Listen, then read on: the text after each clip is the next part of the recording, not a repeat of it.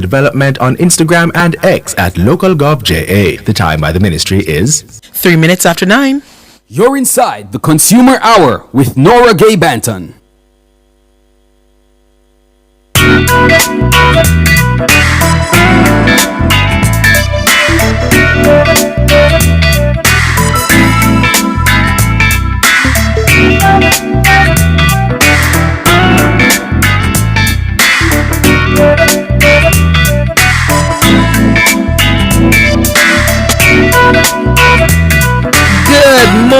Good morning to you. It is Monday, TGIM. Thank God it's a Monday. No Monday blues around here.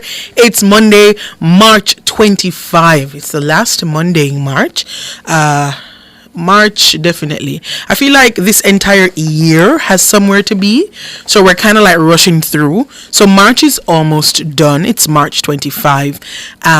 Next Monday will be in a new month. That's interesting. But it's Monday, March 25, and we are live and well, and for that we give God thanks. Good morning to you. If you're listening on the 90 FM band, 90.3, 90.5, 90.7, or 90.9, thank you so much for joining us on your radio. If you're listening and watching on our YouTube channel, good morning to you. Remember, the channel is Nationwide 90 FM Live. That's where we are this morning, and if you have not yet subscribed, please do so. I believe we can make it to 10K before the end of the week. That should be pretty simple. So if you have not yet subscribed to the channel, please click the subscribe button, click the like button as well while you're on this video, and also click the notification bell so that you can be notified whenever we go live or whenever we post a video. Let's see who's already over there in the YouTube chat. Good morning to you, Sharon Atkinson. Good morning to you, Errol Townsend. Karen Granville, morning to you. Blessings to you as well, Karen. Kamala Bennett, good morning to you. SH, what's up, SH? Sarita Powell, good morning to you. Rick the Cynic, you're early this morning, Rick. Good morning to you. Anne Marie, good morning to you. Glorette Davis. Oh, Gloretta, sorry. First time seeing that name. And KMC, Cordell, all those over there on YouTube, good morning to you. It's Monday, which means it's Immigration Mondays.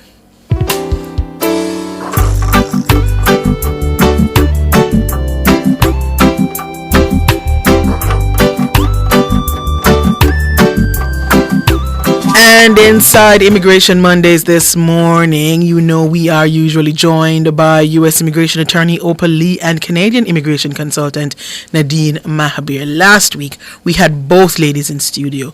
This week, we only have one. Nadine Mahabir is here in studio with us. Good morning, Nadine. Good morning, Miss Nora. Good morning, Miss Lee. And good morning to our wonderful listeners and viewers. And Miss Opal Lee has left the building. She is no longer here with us. She's back on the computer screen. Good morning to you, Opal.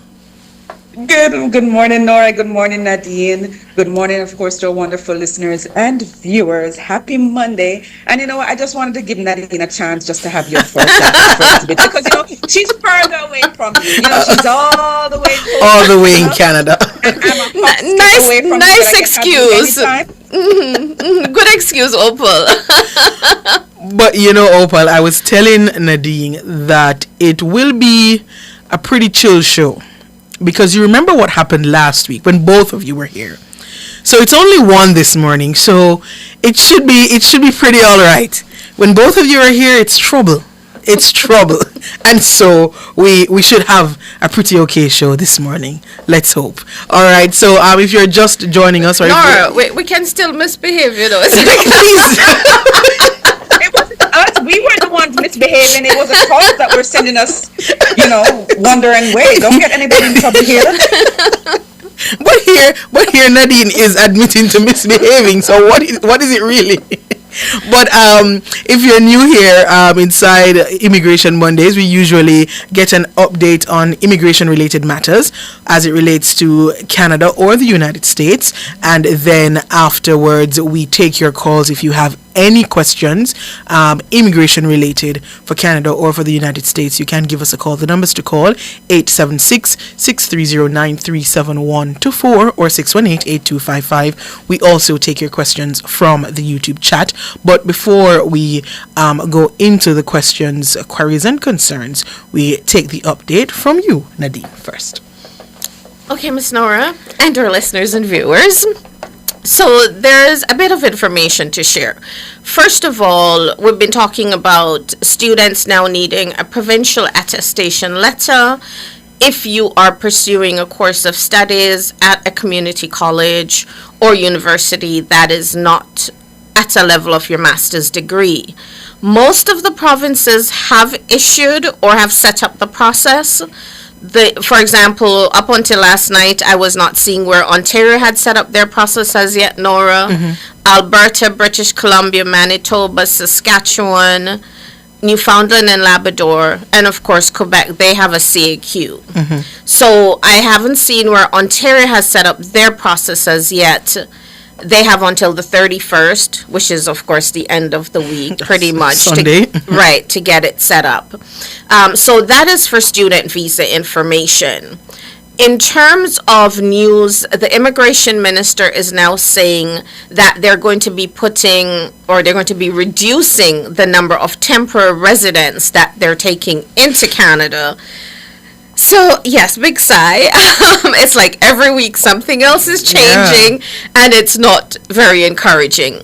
But, Nora, when I think about it, if they're no longer allowing spouses of students who are in Canada who are studying at a community college, that is actually going to decrease the number of temporary residents who would be coming in based on someone else's status. Right. Okay, because prior to January, as you know, if you are studying in Canada, then your spouse would be able to qualify for an open work permit. Right. And of course, it means your dependent children would be, of course, going along with you. Yes. Now, I guess pretty much it means both spouses would probably have to study, if you can afford to do that, in order for both of you to be go. physically present in Canada and be able to work. And take your children. Right, and take your children as well. Okay, so I can see where that would help to reduce the number of temporary residents. He also made mention of the number of refugees that Canada has been taking in. I don't know if they're going to be putting a cap on that because, of course, that has never been discussed before. So that was interesting that he mentioned refugees. Of course, persons who are coming up on work permits based on jobs being offered to them by an employer, which for most persons you'd have to go through the labor market process. Right. Okay, he's now saying since we're getting out of COVID, there's no longer such a demand for certain occupations. So I guess, those are some of the things that they're going to be limiting or putting a cap on. It sounds as if, Canada is, taking a backtrack on the need for, people in the country. Is that what's happening? Because I feel like each time we get an update on immigration related matters, it's to get less people in Canada. Apparently, Nora, one thing that I would like to see happen, and they made mention of that, is for persons who are actually already in Canada as temporary residents. Okay, for example, you have students who have gone up, they've done a 2 or 3-year course, they're on their postgrad, it's about to expire, Right. and they still haven't qualified for residency as yet. Right? So if the immigration minister is going to focus on helping those persons to qualify for residency, then I would be very happy. And I'm sure a lot of persons would be as Definitely. well. So we already have quite a few temporary residents in Canada Already there. who do need to qualify for residency. I see. All right. So that's the update from Canada. Of course, especially if you are a student who is to go to Canada in the near future, then definitely stay tuned to the news, to your emails, and of course to this program because the updates come very quickly, especially as it relates to international students. All right, let's get the update for the United States before we go to the break. All right, so Nora, this is going to be a quick one because it's just a reminder, because of course it's a 1 week mark, so we have to remind our listeners and viewers that come April 1, which is next week, Monday, so yes, exactly 1 week away, the new fees go into effect. Now, what I think I need to let them know is that if you're trying to rush your package and send it through, what we're seeing as immigration practitioners, and it's very sad to say, we're seeing an increased amount of them, or my colleagues have been noting that an increased amount of packages are being returned. And I don't know if it's because USCIS is spitefully doing this, because, it's going to be more money for some of the applications come Monday, April 1. Right. But a lot of them are, returning the packages saying that the fees are not correct, which Nora, the fee doesn't go into effect until April 1. So what my colleagues and I have agreed that we're going to be doing is when we send out these packages, we're going to put like a big yellow, like a big notice at the front of the package, or a pink or a yellow or a pink, whatever your favorite color. There's a bright color that says, "Do not return. Fees are correct. Doesn't go into effect until April 1. Please send to supervisor," or something, just to alert them. Because the truth is, if your package is returned, and that's the reason why I'm telling other clients as well, and people who try to do these things on their own, that let's say you make even a slight mistake on this, right? And the package is sent back out next week or next 2 weeks. You think you met the deadline, right? And you sent the 1,760 for adjustment application, let's say, for example. And so you're thinking, okay, you're fine. You met the deadline. Everything is good. Can you imagine the nightmare when 3 weeks later, the whole package and the monies is returned to you because you forgot to include one form or something? Guess what? The new fee, you're going to have to be paying the new fee, which is $3,005. So this is not the time to joke. You have to really dot your I's, cross your T, and that's why I'm taking this opportunity to remind our listeners and viewers, make sure you're doing it right, and if you know you're doing it right and you have the correct fee, put like a big notice at the front so they don't return it. Question before we go to the break, though. If it was sent back and there was no real error, then can it be sent back again with the same fee? Yes, I would. You would, and say attached to supervisor, but they're going to have some headache going back and forth. But yes, you definitely can. All right. So take heed, everybody. We take a break now. When we come back from the break, we take your calls. If you have any immigration-related questions as relates to the United States of America or Canada, you can give us a call. The numbers to call 876-630-9371 to 4 or 618-8255.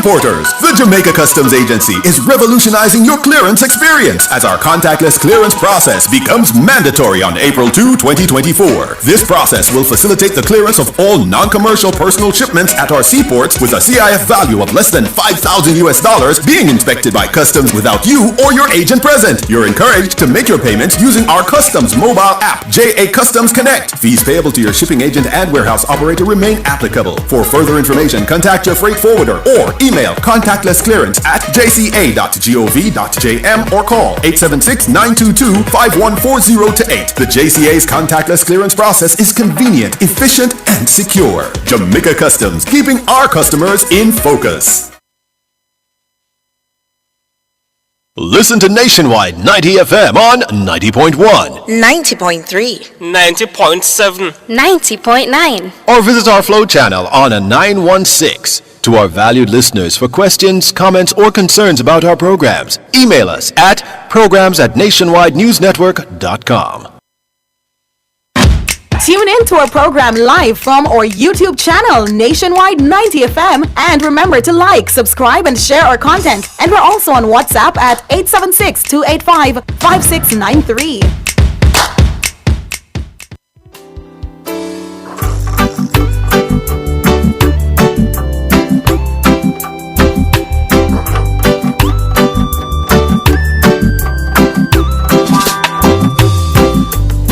Good morning, good morning. You're back here inside the Consumer Hour on Nationwide 90 FM. I'm Nora Gay Banton, and it's Immigration Mondays this morning.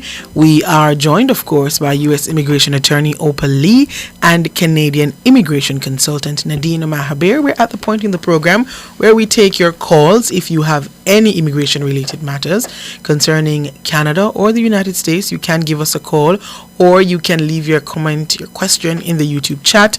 The channel is Nationwide 90 FM Live. That's Nationwide 90 FM Live. The chat section is open for you to ask your questions there. If you want to give us a call as well, the numbers to call 876-6309-3714 or 618-8255. The questions are coming in on YouTube. First question is for you, Opal. Kimberly on YouTube is asking about citizenship. And she's saying, I'm eligible to apply for citizenship at 5 years of having my green card. Do I have to wait until I'm at the full 5 years before I apply? Well, you are allowed to send in your application 90 days before that 5-year mark. So don't send it earlier than the 90 days. You can send it within that 90 days. So if I were you, I would even do it exactly on the 90-day mark, just in case you're like me and sometimes you can't really count too right. Because if you send it 1 day early, it's going to be denied because you didn't wait within that 90-day period. So what I would do, send it within like maybe 80 days, or 60. Make sure it's in. Send it in. But super sure. Exactly. Give those little extra couple days or so, or a few days. But yes, within the 90-day mark, you can send it earlier. All right. We have a caller on the line. Donna, good morning. Hi, good morning, Nora. Good morning, ladies. How you doing? Good morning. Morning.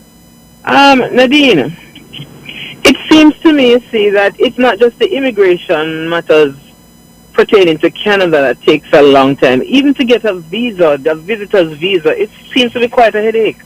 I'm waiting on Canada to tell me if I can come and visit for summer. And I would love to buy my ticket because I want to go to the States first. And in my history, I don't have much of a travel history because my U.S. visa, after a while, expired, and I just gone there a couple of times. I mean, I don't spend longer than 10 days in somebody's country.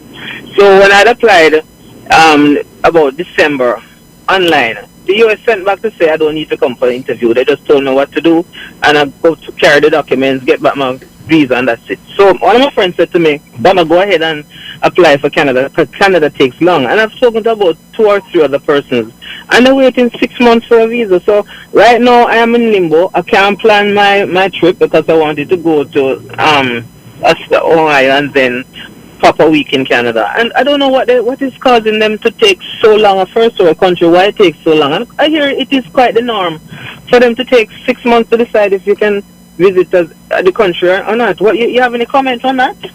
Hi, Donna. Good morning.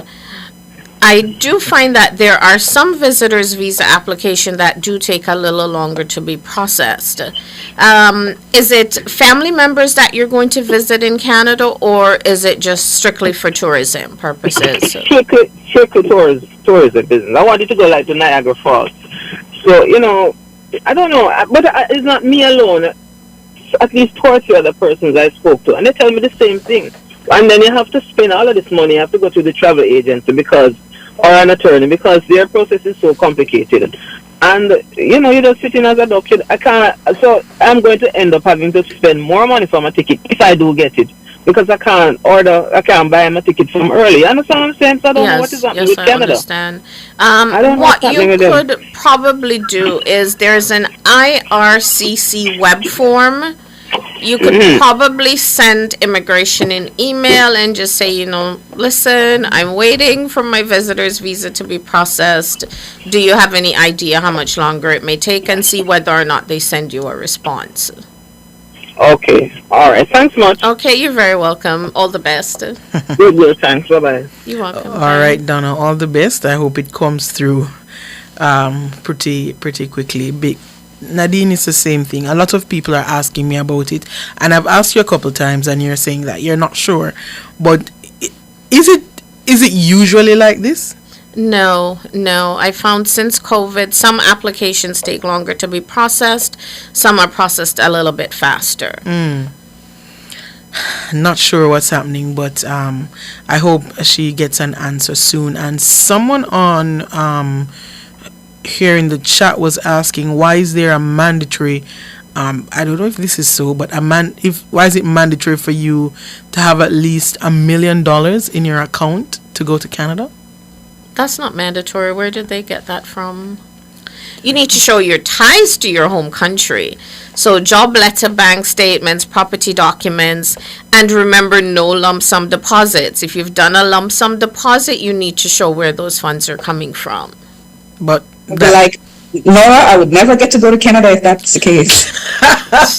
Please, Opal, please. Opal, what makes you doing it? Why? All right. Here's another question in the chat. Content Media is asking, says, I was removed from the USA aggravated felony in 2009. I want to reapply for admission using I-212. What are the supporting documents that I need to submit with the application? All right. So I-212, it's just basically you're asking for permission to re-enter after removal. But, I'm going to have to say this person definitely has to do a consultation. Especially they mentioned that they were removed for an aggravated felony. And so we don't know if that person necessarily has maybe a permanent bar. We really have to do a consultation. It all depends to what are they trying to re-enter as a tourist for tourism purposes? Are they trying to have a family member refile for them? We're going to see the supporting documents. Maybe if we're going to have to show hardship, and we're talking about seriously extreme hardship to that U.S. citizen, maybe parent, spouse, but that person will need to do a consultation. All right. So just before we go to the break, I'll allow you to give your contact information. There are a couple more questions on YouTube. Elroy is asking, how early can you marry after getting your green card? Oh, well, there's no restriction. If you get your green card, you can get married the next day. But the thing is that we want to make it clear, though, if you're in Jamaica or in your country of origin, don't think that because you successfully did your interview and you get that immigrant visa, that is not a green card, people. So no, you cannot get married until you actually leave your country and land in the U.S. The minute you land in the United States, you can turn right back I don't want to say the next day, but you can turn back shortly thereafter because you would have landed. You would have now been a permanent resident the minute you have landed with that immigrant visa, and you can turn back and go back and marry your sweetheart. And this is especially if it was a parent who filed for you, and that parent who filed for you, they filed for you as single person. You have to remain single until the day you leave the Jamaica or Bahamas, wherever you're from, and land. So if you file for you as a single person, you better leave as a single person. Now, if it was your brother or sister that filed for you, it doesn't matter if you're married or single, right? If it was your child who filed for you, it does not matter. Your child who's at least 21 years old who filed for you, doesn't matter if you're married or single. But if it's your parent who filed for you and you're single, please keep single until you land in the United States and become a permanent resident. Why does it not matter for the others, though?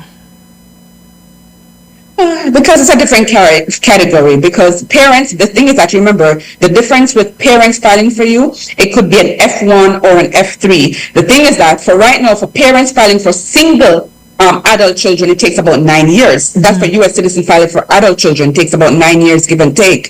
If that same parent is going to be filing for married children, it's going to take about 15 or 16 years. So basically, when they granted you that immigrant visa at the U.S. Embassy, they granted to you based on the fact that a visa number was available to you, so it was current at the time. Now you went and messed it up because you have not yet migrated. So now you have moved from an F1 category to an F3. So now they're going to say, nope, you're going to have to wait until another 6 years or so until we're dropped to that category. The others, it doesn't matter. It doesn't make a difference. Like a parent, like a child filing for you, it doesn't matter if your mom or dad is married, single, have a sweetheart. That doesn't have any relation to them. And more importantly, Nora, real quick, is that if your parent was a green card holder, green card holders are prohibited from applying for filing for married children. So green card holders cannot file for married children, period. So if you went to that interview at the U.S. consulate, you're single and your parent was a green card holder, but then you went and put a ring on it before you migrate, you have now nullified that application. So even if you divorce a person, it can't save again, because green card holders cannot file for married children. So you just finished that application. You can't even board that plane now, or if they allow you to board it because they didn't realize that you were married, later on when you're trying to file for your citizenship and they catch the mistake and know that you did marry before you leave, it's your green card. You got the green card on. It should be void. All right. So at this point, I'm going to allow you ladies to give your contact information before we go to the break. Starting with you, Opal. Thank you. So for Opal Lee, our phone number in Jamaica is 876-854-3599. That is 876-854-3599. In the United States, it is 954-358-2020. That's 954-358-2020. Or you may go to our website, www.flowjamlegal.com. Over to you, Nadine. Thanks, Opal. For Nadine Mehabir, our contact number in Jamaica, it is 876-754-4391. That's 876-754-4391. In Canada, it is 1-416-249-5885. That's 1-416-249-5885.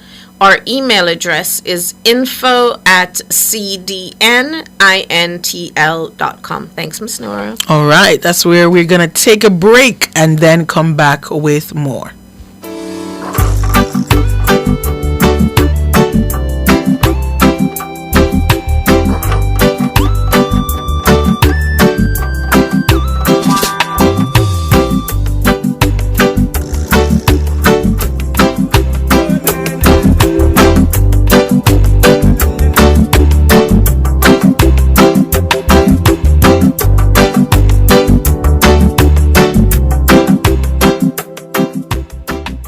Spectrum Insurance Brokers provides quality insurance coverage and risk management services. The time by Spectrum Insurance Brokers Limited, setting the industry standards, is... It's 9:30. No matter where in this world I go, I am a Jamaican. It's festival time again. Buju Banton entered and won. You could be this year's lucky winner of $3 million in prizes. The Jamaica Festival Song Competition 2024. Enter your song today online at jcdc.gov.jm. Cause I am a Jamaican. I have Jamaican walk them here. Bun to me cheese, give me yummy. Bun to me cheese, give me yummy. Don't stop at just a one slice, please. No other bun, perfect for me. Yummy, for real Jamaican flavor and quality for sure. This Easter, make yummy the bun to your cheese. Yummy, give me yummy, yummy. Give me yummy, for the Easter. Yummy bun zeta, yummy for me family, yummy for me sir. Bun to me cheese, yummy. Bun to me cheese, best bun. Give me yummy. Pamper your senses at Bodyscape at its newest spa and grooming club located at 34A Mannings Hill Road in Kingston. Their Kingston branch is offering a special on pedicures with gel polish for only $2,500 until April 30. You don't want to miss this deal. They also offer facials, massages, manicures, and waxing services. Call 876-627-9454 or message them on Instagram at BodyscapeJA. Conditions apply. Experience a world of pampering at Bodyscape, now in Kingston, Jamaica. Easter Sunday, March 31st. It's St. Mary Kite Food Fest! Easter Sunday at Buccaneers Jerk and Juice, Port Maria, St. Mary, with a live performance by Najiri, Joshy, Pablo YG, Content, T-Bone, Enhance, Poppy V, Kevin Downswell, Cockeye Flames, Anunnaki, and Raja Wild. Pre-sold $2,500, $3,000 at the gate, and VIP $5,000. Kids, you ride free! It's St. Mary Kite Food Fest, Easter Sunday, March 31st. No weapons allowed. The Olympic Games 2024 live from Paris in France, exclusively on Nationwide 90 FM. The Jamaican star shines bright once again. Live here halfway through an Olympic final. This summer, Nationwide 90 FM is coming in hot. Jamaica to the blacks! Nationwide 90 FM will be blazing as we bring you the games of the 33rd Olympiad live from the French capital, Paris. 16 fantastic days of competition in 41 sports. Lovely Williams-Mills coming, the glory flapping, her arms are waving, and Lovely Williams-Mills coming through for Jamaica's goal. The station will bring you analysis and live coverage from the opening day of competition, Friday, July 26th to the very last day of action on Sunday, August 11th. And some parchment! Let's go! Oh, what a run! Everything and anything Paris Olympic Games 2024 can be heard right here on Nationwide 90 FM. It is a glittering goal for Sharika Jackson, and how they will celebrate that back in Jamaica. We'll capture the spirit of athleticism. We'll narrate the Olympic fever, define thrilling moments, and report on the blood, sweat, and tears of the world's greatest athletes. Nationwide 90 FM is going to the Paris Olympic Games, and we're taking you with us. Tune into Nationwide 90.3, 90.5, 90.7, and 90.9 for live updates and commentary. We'll be giving the listeners a front row seat to witness excitement, triumph, and memories. And I think it was a clean sweep for the Jamaicans. Stay tuned to Nationwide 90 FM 24/7. Experience the Paris Olympic Games 2024 right here on the Revolution in Media Nationwide 90 FM, your Olympic Center. Exclusively on Nationwide 90 FM.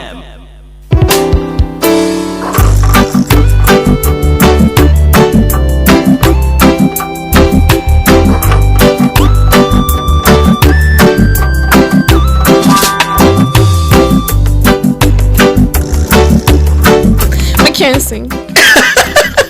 Good morning, good morning.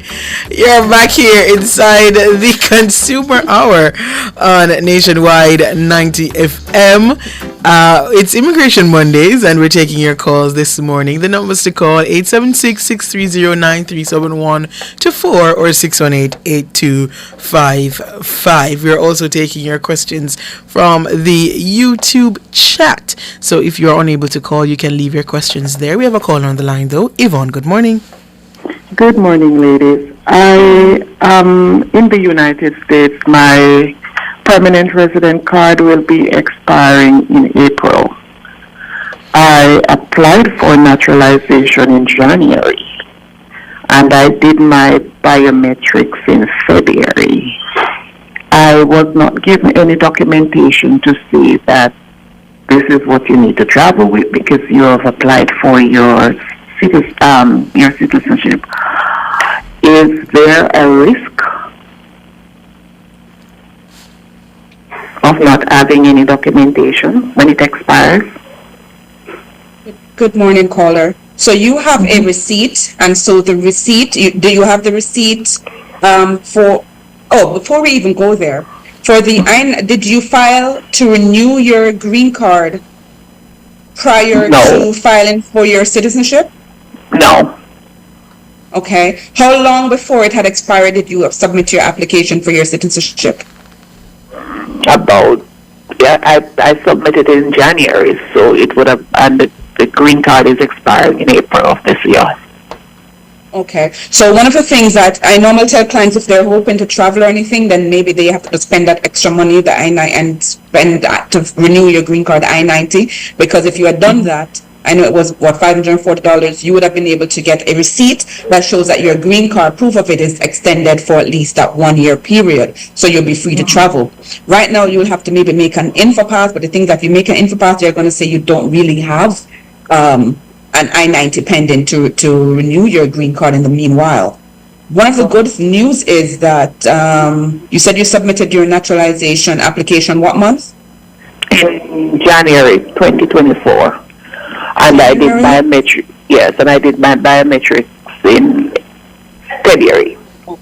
I mean, because the thing is that I'm seeing where they're granting the naturalization or giving an interview within like 4 months, sometimes 8 months the most. So it's not that far off. I'm not sure what state you're residing in, but Florida. Florida? It's taken between 4 months to 8 months. So, I mean, unless if there's an emergency, you really need to travel and you want to be on the safe side, you can file the I-90 now. So that way you will have the extension. But if not, just wait until you get your citizenship. Okay. Because, your green card has already I should tell you that you're still a permanent resident. So technically, even if you had left and went on a vacation, they would still have to let you back in because you have a 10-year green card, not the 2-year one, right? The 10 years, yeah, the 10 years I had. Yeah, but I mean, is it like an emergency? Because I always no, I don't. No, it's not an emergency. I've conditioned my mind to stay put. Okay, just stay put until I think that because I'm also based in Florida, and my clients have been getting interviews within 8 months. Some of them have been surprised. I've been so surprised. Some of them have gotten it within 4 months. Okay, that's good news. All right. Okay, thanks much. My mind You're is welcome. now at ease. Okay. Bye-bye. All right, Yvonne, all the best to you. I'm happy you were able to get a response so that you could be calm now. Nadine, someone on YouTube is asking how it works with citizenship and Canada, if it's similar to the United States. Remember the question before was about waiting the 5 years and to apply for a green card and all of that. Someone is asking, how does citizenship work with Canada? Okay, so for Canada, you need to be physically present in the country for 1,095 days within the 4 years preceding the date of your application. So you don't need to wait 5 years. You just need to be physically present as a permanent resident for the 4 years. If you were in Canada, if you're in Canada as a student or a worker, then immigration will count half of the days for up to a year that you were a temporary resident, either a student or a worker, towards your citizenship. Okay, so Thea Lowe, I hope you're still on. And the person who was asking earlier, Opal, about re-entry, the I-212, I believe. The person is back to say, yes, there is a permanent bar. I was a previous green card holder. Exactly. So that's why I'm saying that person definitely needs to do a consultation, because an I-212 is not going to save that person necessarily. Okay, so content media, I hope you were able to hear when Opal gave her numbers. If you didn't, not to worry, the numbers will be given out again before we go to our next commercial break. More questions on YouTube. Okay, yes, Thea, we did. I hope you're still on. We did ask the question to Nadine for you.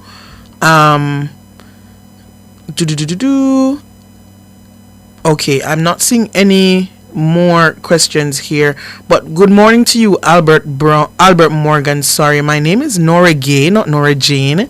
I don't know where you would have gotten Nora Jane from, but my name is Nora Gay, Gaye. Thank you so much, Albert. Good morning to you as well. Just to see if I skipped over any question. William Murphy's asking. While you're doing that, Nora, because I saw somebody commented on that question before, so when you get a chance, I want to answer. All right, go right ahead. Right, so somebody on YouTube was commenting that that person could go down to the nearest USCIS office and schedule an InfoPass. I think that's what they want to say, InfoPass. The thing is that I was going to recommend that, but the person did not file an I-90, and to do an InfoPass, usually if you had that, you could show that you did apply for the green card renewal in the meanwhile. Then even if you don't get it in, what they would do is stamp your passport, giving you, that extension in any event. If you could show that you did submit the I-90. Sometimes the USCIS officers, even though you did not technically file the I-90, if they see that you did file your naturalization application at least 6 months prior, yes, they would still give you that stamp, even though you don't have evidence that you have applied to renew your green card. And that's why, as immigration attorneys, we always tell them, if you have less than 6 months left on your green card and you hope to travel, then yes, you should go ahead and file that I-90 if you have less than 6 months, because they don't have to extend that travel to you, or that stamp in your book. If, for example, you knew your green card was expired and you went ahead and still applied for a naturalization with an expired green card, or with only a month or two left on it, they don't have to extend that courtesy. All right, and the question is here for you, actually, Nadine. this person wants to know if you offer services with filing application form. One parent is in Canada filing for a daughter. Well, yeah, you know what it means. To send the form to the parent in Jamaica who needs help with the filing.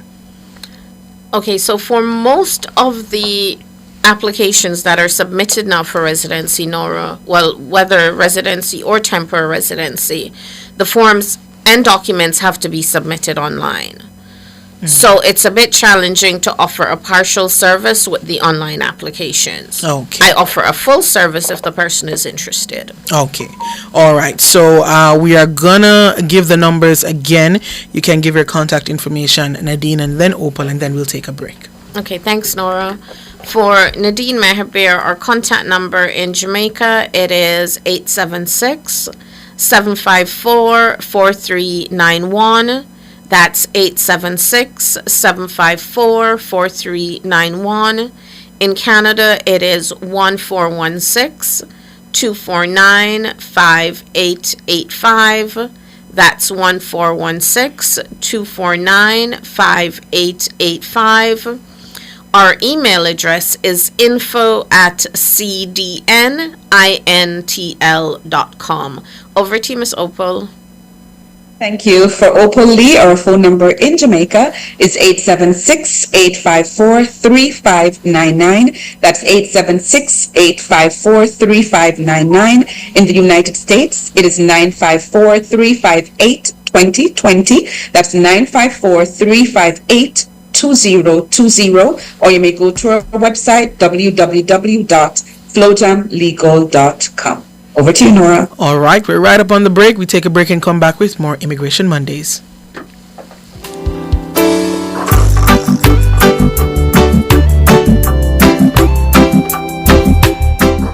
Fill all your prescriptions, get cosmetics and other pharmaceutical items at Mannings Hill Pharmacy, located at 34A Mannings Hill Road, Kingston. Telephone 924-6280. At Mannings Hill Pharmacy, they stock all the hard-to-get medication. The time by Mannings Hill Pharmacy is 9:45. Live exquisite this year with new arrival black and chrome fixtures for your home at Unique Living. Select from a wide variety of rain shower systems, fabulous faucets, and stylish sinks to suit your kitchen and bathrooms. Get uncompromised quality and style unique to you. Shop everything new at Unique Living, Jamaica's leading shower and faucets provider. Visit shop number 6, 30 Dunrobin Avenue, Kingston 10, or call 876-755-3661 to 2. Importers, the Jamaica Customs Agency is revolutionizing your clearance experience as our contactless clearance process becomes mandatory on April 2, 2024. This process will facilitate the clearance of all non-commercial personal shipments at our seaports with a CIF value of less than $5,000 being inspected by customs without you or your agent present. You're encouraged to make your payments using our customs mobile app, JA Customs Connect. Fees payable to your shipping agent and warehouse operator remain applicable. For further information, contact your freight forwarder or email contactlessclearance@jca.gov.jm or call 876-922-5140-8. The JCA's contactless clearance process is convenient, efficient, and secure. Jamaica Customs, keeping our customers in focus. Everybody. Forward. Is it possible for communities across Jamaica to move forward? At Project Star, we believe it is. Project Star is a movement that's community-informed, community-led, and community-owned. We listen and collaborate to connect communities across Jamaica with the resources they need to deliver the change they've identified. We're all just real people who want to make a real difference, working together to transform Jamaica so everybody is valued and has the opportunity to thrive. To find out more and to join the movement, visit projectstarja.com. Everybody forward!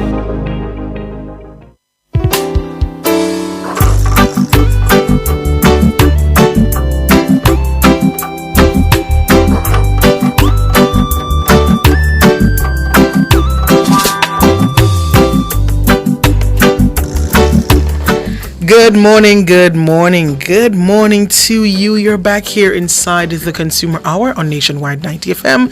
I'm Nora Gay Banton. It's Immigration Mondays this morning, and of course, we are joined by U.S. Immigration Attorney Opal Lee and Canadian Immigration Consultant Nadine Mahabir. There's a question, a follow-up question for you, Opal.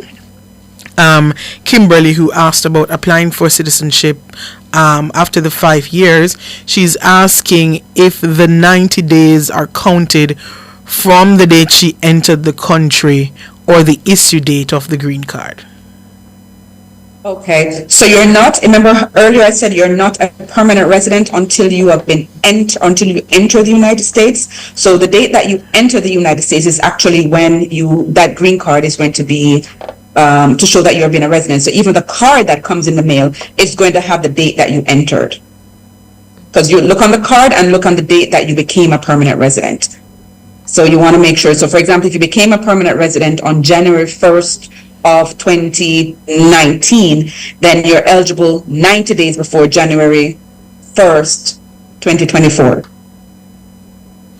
All right.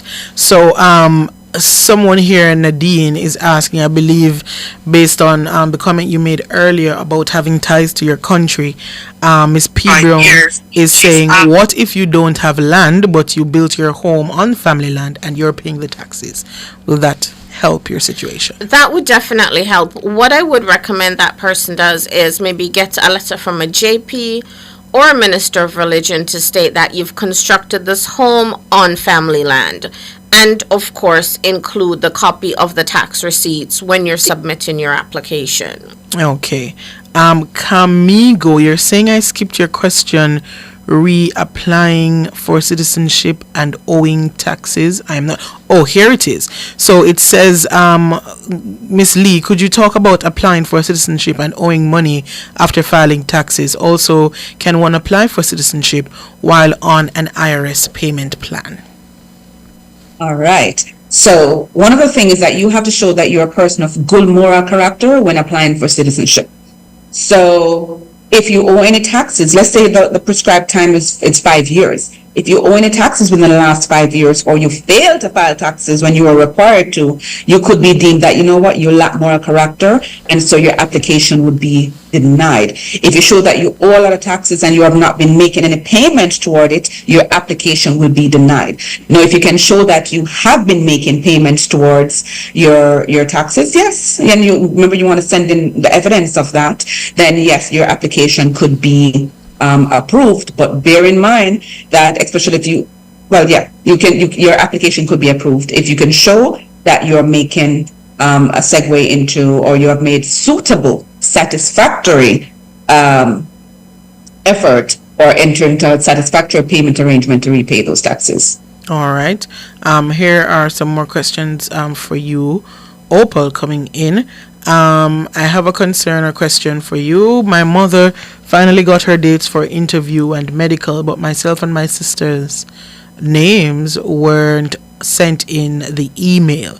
We're in the F3 category. Should they be concerned? So they're saying, I'm looking for that message on the YouTube. So they're saying their parent has filed for them, but they have not, their name is not on the package. It says my mother got her date for her interview. I'm trying to find it.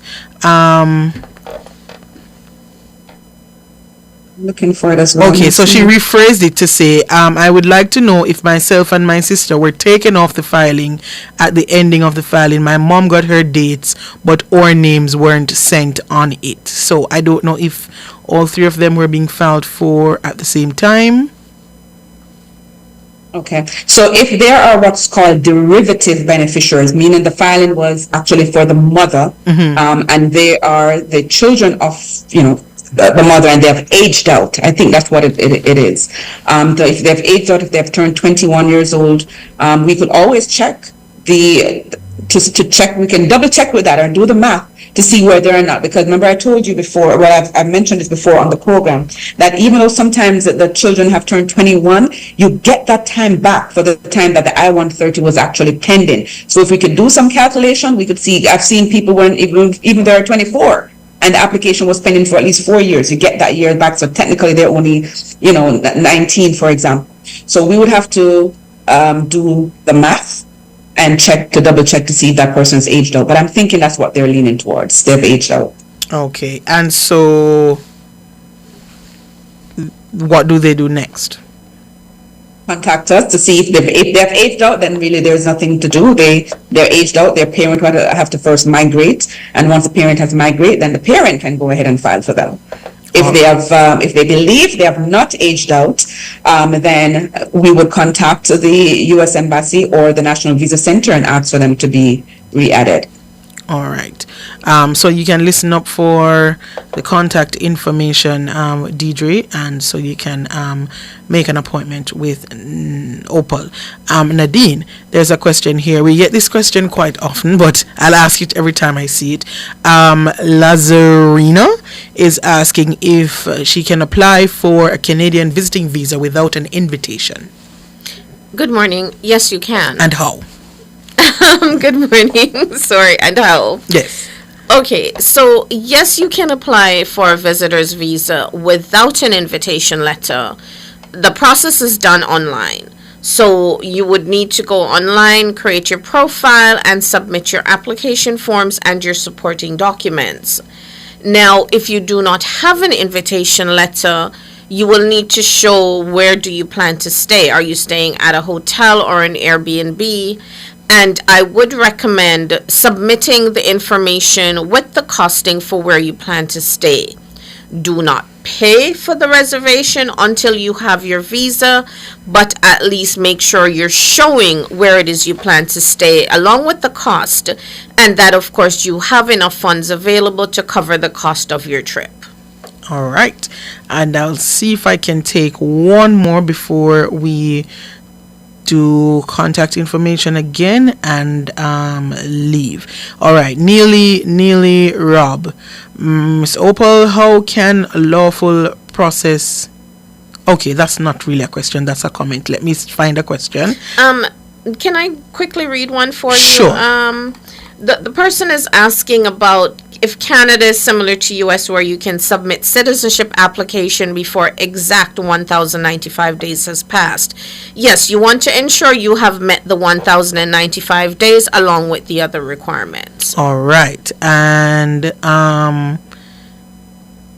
okay, Ricky on YouTube, last one for Opal. Can I apply for my citizenship while waiting on my 10-year green card? I'm on my conditional 2 years.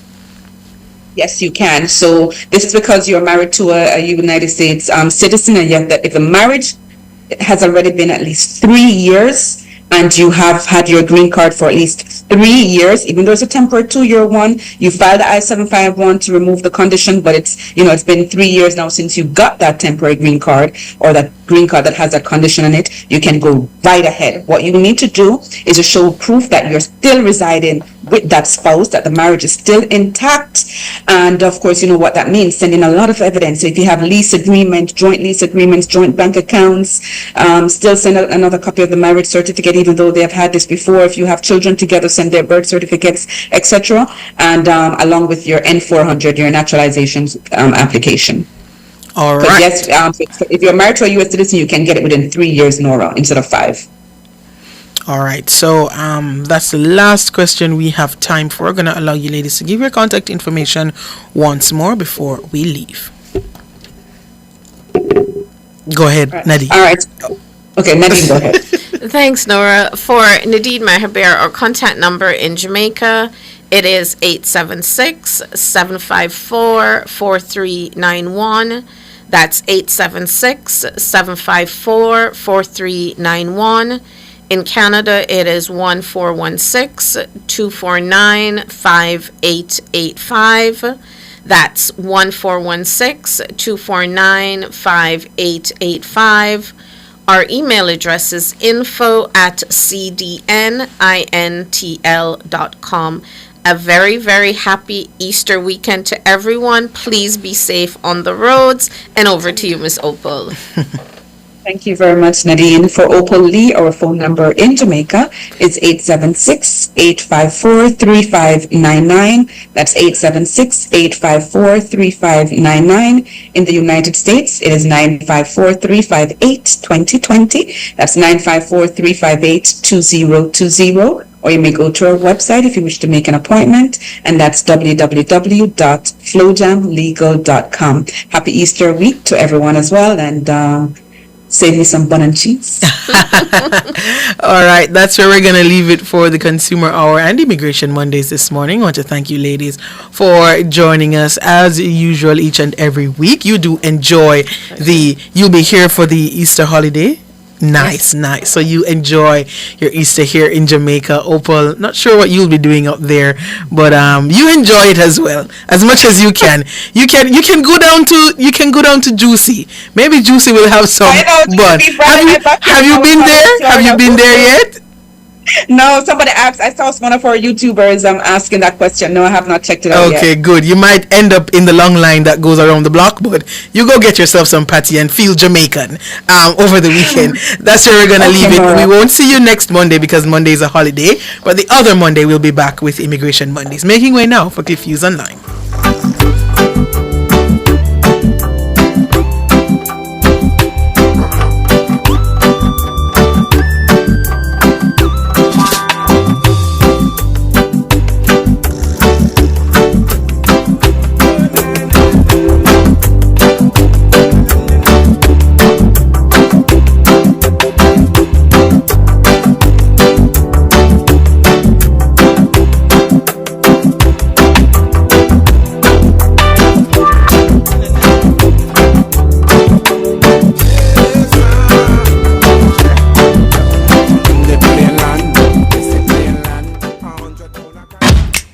To our program live from our YouTube channel, Nationwide 90 FM. And remember to like, subscribe, and share our content. And we're also on WhatsApp at 876-285-5693.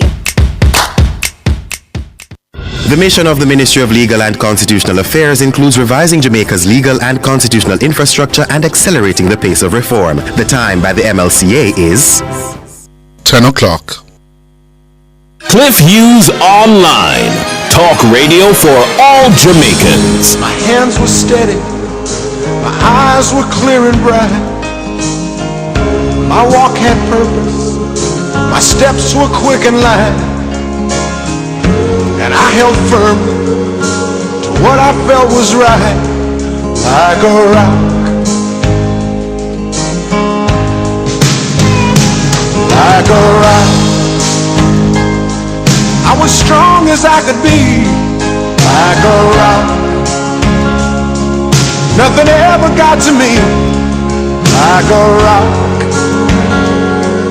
I was something to see, like a rock.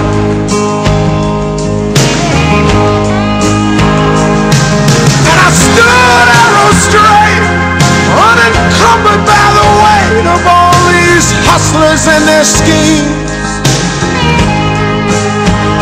I stood proud, I stood tall, high above it all. I still believed in my dreams.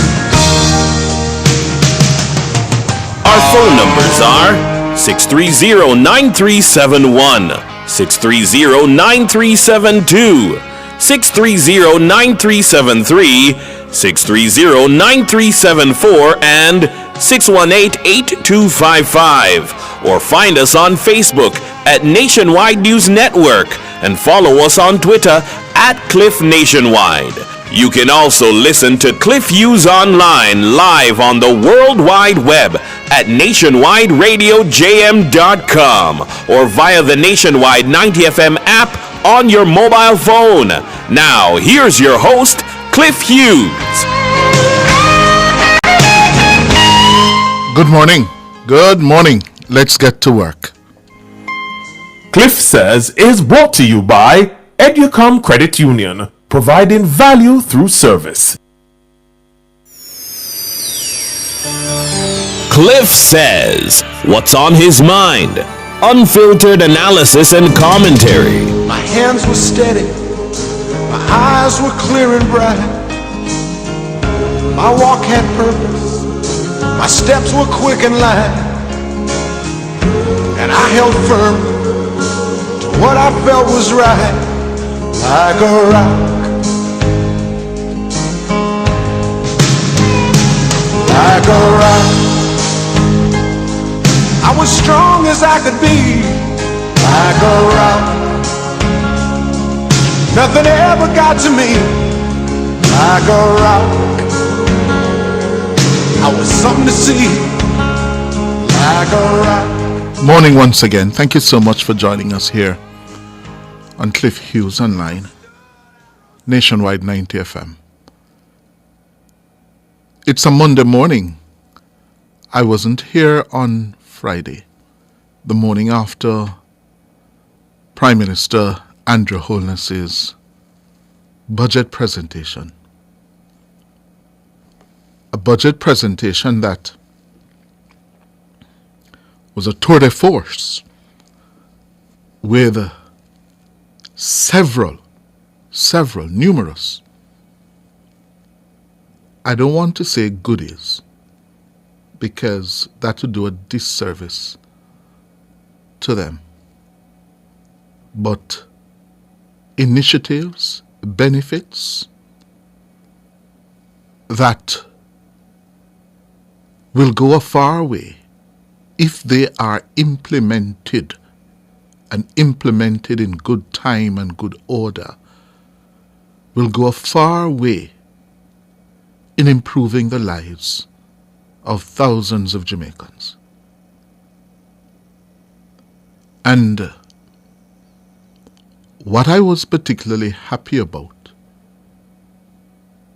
having heard the Prime Minister, it was not a run with it, reckless giveaway of putting money in people's pockets so that they can go out and increase their consumption without being productive. I think that was the success in terms of the thinking that went into the raft of initiatives and benefits the Prime Minister announced in his 5-hour-long presentation last Thursday afternoon. So, for example, the increased opportunities for any teenager over 17 now, any teenager over 17 now, to get a skill from heart, I think that is a massive game changer. I don't know about you, but any of the youngsters who I meet from time to time who will ask you, bigger thing no Mr. Hughes, I'm going to ask them, where are you enrolled to get a skill so that you can not only seize a moment like this to beg me a thing, but to improve your ability to earn so that you can never have to ask me or anybody else for a thing. I think that is the win-win for me in terms of the benefits announced by the Holness administration last week. There is no one with now a valid excuse. You can't tell me, say, you can't afford the bus fare, my mother can't afford the fees, or the lunch money. Yeah? And we know the jobs are out there. The country is short of skilled workers. The housing benefits, the one that I hear when I discuss it, that is really going to be the game changer. You buy a house, start-up place, through NHD, 1 bedroom, and 3-4 years after that, you want to step up. Previously, you couldn't go back to the NHD. Now you can sell that unit to the NHD, get the money, in other words, your capital that you would have built up in it, your equity, and then be treated like a new home owner by the NHD. That, I think, is a real gain for a lot of young people under 30 years old. You are now being encouraged to own your own shelter early. And then when you get into a position where you're earning more, you can step up.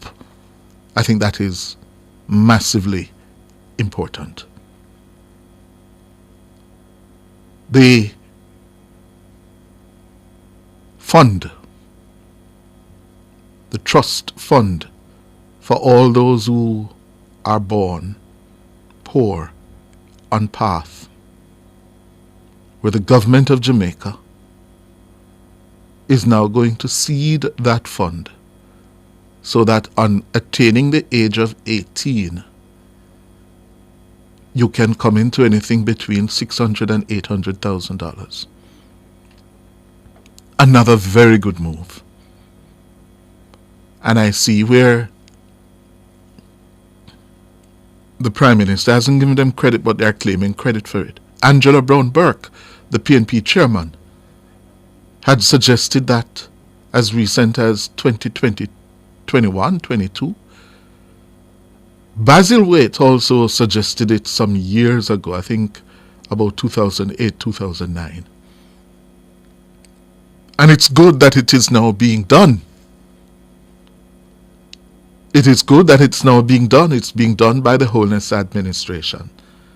And that is what about governance is about, and developing a society is about, We shouldn't reject out of hand good ideas because they didn't begin in our heads.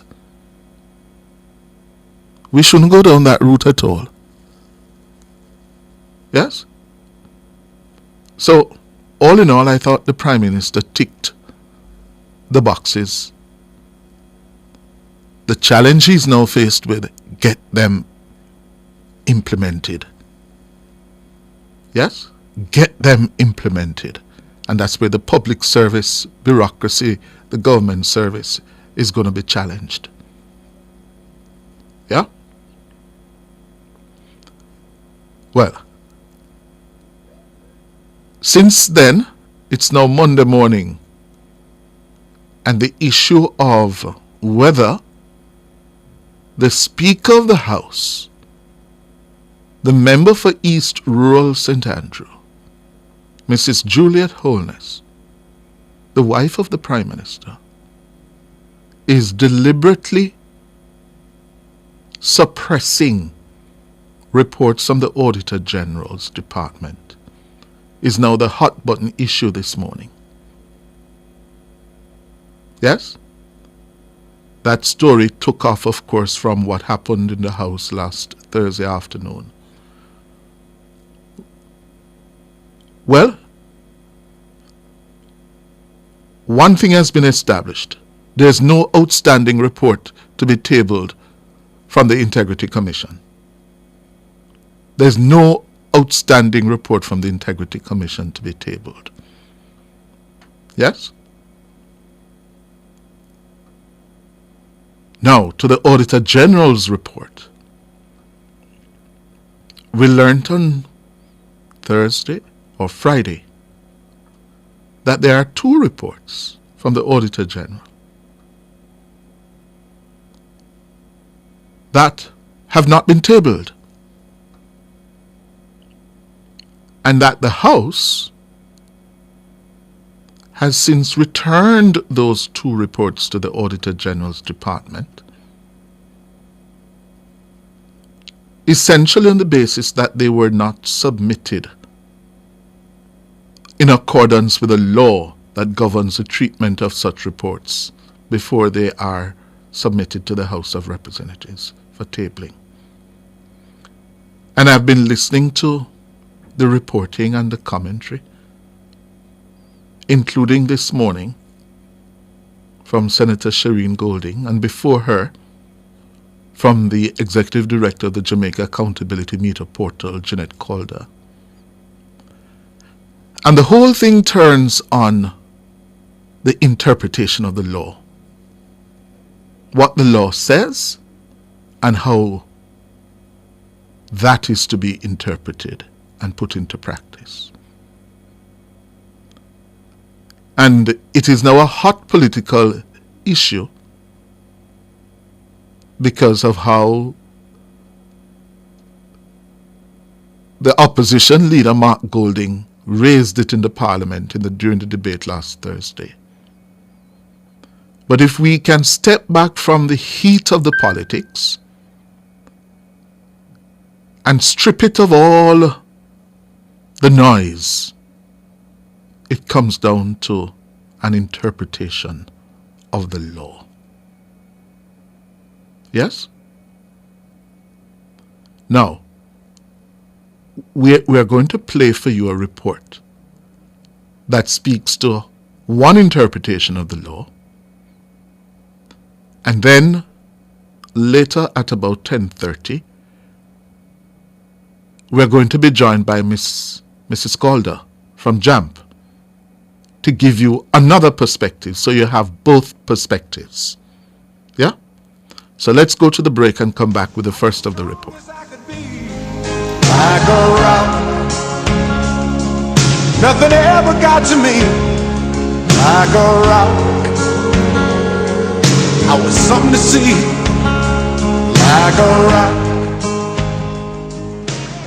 The Time brought to you by the Ministry of Science, Energy, Telecommunications and Transport. Fueling growth everywhere is 15 minutes after 10. Yes, me get the last cheese. Taste the beat. Brothers and sisters, at the end of Easter service, we have cheese. Taste the beat. But one day we're getting a bun and cheese. Taste the beat. Serve, sell me some bun and cheese. Taste the beat. Boy, this looking nice with some tasty cheese. Taste the beat. Could I have some cheese, please? Taste the beat. Make we get on real bad with the tasty cheese, boy. Taste the beat with tasty cheese. I've been hearing about this constitutional reform thing. You know anything about it? Yes, constitutional reform is a chance for us to Jamaicanize the constitution. But how? Enough things changed since 1962 and we've matured as a nation. So modernizing the constitution will reflect our current societal values. Oh, a constitution for Jamaicans, approved by Jamaicans. Are you ready for the journey? Join us on the road to Republic. Think independence, think Republic. A message from the Ministry of Legal and Constitutional Affairs. National Rapid True Values Home Improvement Extravaganza. 15% off selected tiles. Get tiles for less than a party. Deals and shower enclosures, solar lights, houseware, tools and more. March 22 to 27. Conditions apply. Start right, start here. National Rapid True Value. Recycling Partners of Jamaica. Yeah, we got to make a change, and we have to do it now, can't wait for later. We put plastic in its place, and we all can agree that will be safer than in the gullies and in the drains. Recycling Partners of Jamaica. We put plastic in its place, yeah, the place of the clean. PET, the top of the ethylene. HDPE, buckle up against screen. Baby to granny, everybody roping. Yeah, we got to go green, you know what I mean. See the sign from the bin, if we drop it in through car window, you flick, that another thing. And we don't want no garbage in this game. No, we have the little bug, them are not the same. So listen up, Jamaica, I'm saying it's time to make a change. Recycling Partners of Jamaica.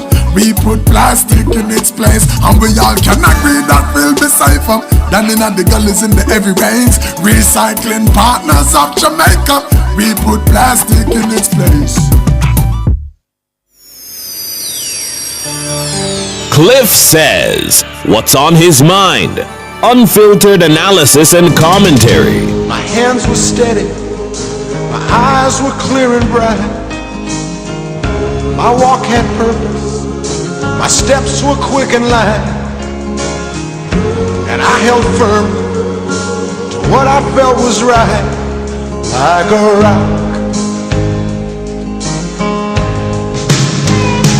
like a rock, as long as I could be, like a rock. 18 minutes after 10 o'clock. So, what is at the heart of this issue of the tabling of reports from the Auditor General's Department? As I said, strip it of the politics and the heat of the politics. It comes down to an interpretation of the law. The Speaker and the government are maintaining that they are following the law. The opposition is questioning that and asking that the opinion on which the government's position would have been based should be made public. And I can't see why that opinion has not been made public. That's the opinion of the Attorney General. And I would urge the Speaker and the House to make that opinion public. And of course, what is the fine point of the law that has given rise to this sharp difference of opinion? Well, Nationwide reported this morning that the Parliament is urging the Auditor General's Department to follow the law that governs the treatment of the reports before they are submitted to the House for tabling. It's understood that this was the basis upon which 2 reports were recently returned to the AG's department by the clerk of the Houses of Parliament without being tabled. Here's that report by Mahiri Stewart. It's understood Parliament sent back the 2 reports to the AGD after House Speaker Juliet Holness was advised by Parliament's legal counsel that the department did not comply with a requirement for documents to first be sent to the responsible minister. The correspondence, which was sent on January 8, 2024 by Clerk of the Houses of Parliament Valerie Curtis to Auditor General Pamela Monroe Ellis, said the reports were not sent for tabling in the House in accordance with the provisions of the law. The reports are a special audit of the Financial Services Commission, FSC, and a special audit of Tax Administration Jamaica, TAJ. Section 30 of the Financial Administration and Audit Act, FAAA, says the Auditor General's report on examination and audit of any accounts audited pursuant to subsection 1 shall initially be submitted to the responsible minister for presentation subject to the requirements of the Act. The Act also says the responsible minister, upon receipt of the report, shall obtain the observation of the public body concerned on any matter which has been drawn by the Auditor General in the report and cause such observations to be presented to the House of Representatives together with the report. The Act says if the responsible minister does not, within 2 months of receiving the report, present it to the House of Representatives, the Auditor General shall transmit a copy of the report to the House Speaker to be presented to the House. A similar process for tabling Auditor General audit reports is recommended in Section 13A of the Public Bodies Management and Accountability Act. It's understood that Parliament has taken the position that no individual, agency, or department is above the law. It's also understood that as soon as the Auditor General's Department observes the provisions of the FAA Act, all reports will be tabled immediately. Mahiri Stewart for Nationwide News. Thank you, Mahiri. Well, on Nationwide this morning, Government Senator Shireen Golding Campbell addressed the matter. And according to Senator Golding Campbell, the public uproar over the actions of the Speaker in relation to reports received from the Auditor General is unnecessary. Unnecessary. Yes? Senator Golding Campbell insisted that the law clearly outlines how the Speaker and the Auditor General should operate in accordance with parliamentary procedure. The Constitution is very clear about the Auditor General's authority and role, and the supporting legislation, both the Financial Administration and Audit Act and the Public Bodies Management and Accountability Act, which are the two major relevant ones, are fairly clear as well. And I think, if I might, we are confusing the constitutional duty of the Auditor General, who has a clear duty at large to audit central government. If you look at Section 122(1) in the Constitution, it is very clear. The accounts of the courts, the accounts of the offices of the clerks to the Senate and the House, and the accounts of all departments and offices of the government of Jamaica, including offices of the cabinet and some named commissions, the judicial services, police, and public service, right? That is the constitutional function of the Auditor General, to look at those offices. Now, further down in Section 122(1), the Constitution sets out that notwithstanding it has laid out her duty in relation to central government, nothing prevents her from such other functions in relation to the accounts of public authorities and other bodies. But it is very specific in how it says those functions can be performed. And it says, as may be prescribed by or under any law for the time being in force in Jamaica. It means then that if the Auditor General is to act in relation to public bodies and other authorities, not central government being your ministries and your departments of government. If she's to act in relation to public bodies, it means there must be a statute, some law existing that outlines how she is to engage her role.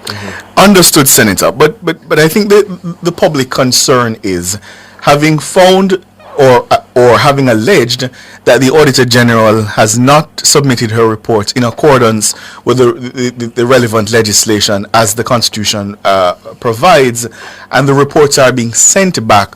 Would it not have been prudent for the Speaker at an appropriate time to advise the public that she was taking this course of action and why she was taking this course of action, for the avoidance of doubt? Ricardo, I'm not sure if I can answer that question. A report is sent to the Parliament. The Parliament communicates to the Auditor General. It would appear to me that the two offices can have a discussion on that matter and determine what is the appropriate legislation under which she should submit it. I don't think it really requires the kind of public kerfuffle that has happened. But Senator, that's taking it outside of its context, which is that there is public concern about whether reports are being suppressed. And the timing. Yes, Ricardo. But understand this. I am not going to take that line of argument with you this morning, and the reason I'm not taking it is because I think that is a distraction and that we need to be guided by the law, which is clear. That is where my Jamaican people must be looking to, not this thing about who is suppressing. What does the law say? It is the law that will tell you whether the actions of the Speaker are appropriate or the actions of the Auditor General are appropriate. There you have it from Government Senator Shireen Golding Campbell. And sometimes we allow the politics to intrude on these things, for political advantage. And we are worse off for that because we don't get logic and clarity. So, after the break, we're going to be joined by the Executive Director of the Lobby Group, Jeanette Calder. Yes? But before that, this issue with the Member of Parliament for South Manchester. the JLP's Robert Chin. Yesterday we woke up and saw, I don't know about you, but my inbox was just being flooded with this publication in the Sunday Gleaner, saying that the Integrity Commission is asking for the Member of Parliament for South Manchester to make contact with them ASAP. And that sent off right across the country a whole lot of tongues. What is it about? Well, the notice circulated widely on social media. And of course it said Mr. Chin should visit the Commission's office by this Wednesday the 27th. Today is the 25th. But by later yesterday afternoon, Mr. Chin issued his own public statement saying that he has been in contact with the Integrity Commission over the last few months in relation to requested financial statements for companies of which he is a director. According to Mr. Chin, the requested statements have not yet been completed by the company's accountants, and as a result, those statements are still outstanding. He apologized to the Commission for not providing an update sooner. And he says he will be visiting the Office of the Integrity Commission today to try to resolve the matter. But I gather Mr. Chin is one of those who attends Parliament regularly. Something not adding up. Why would the Commission can't find him? Is it that they can't find him? Or is it that he has not provided information, as he seems to be suggesting in his statement? More questions and answers. After the break, Jeanette Calder. Eyes were clear and bright. My walk had purpose. My steps were quick and light. And I held firm to what I felt was right, like a rock.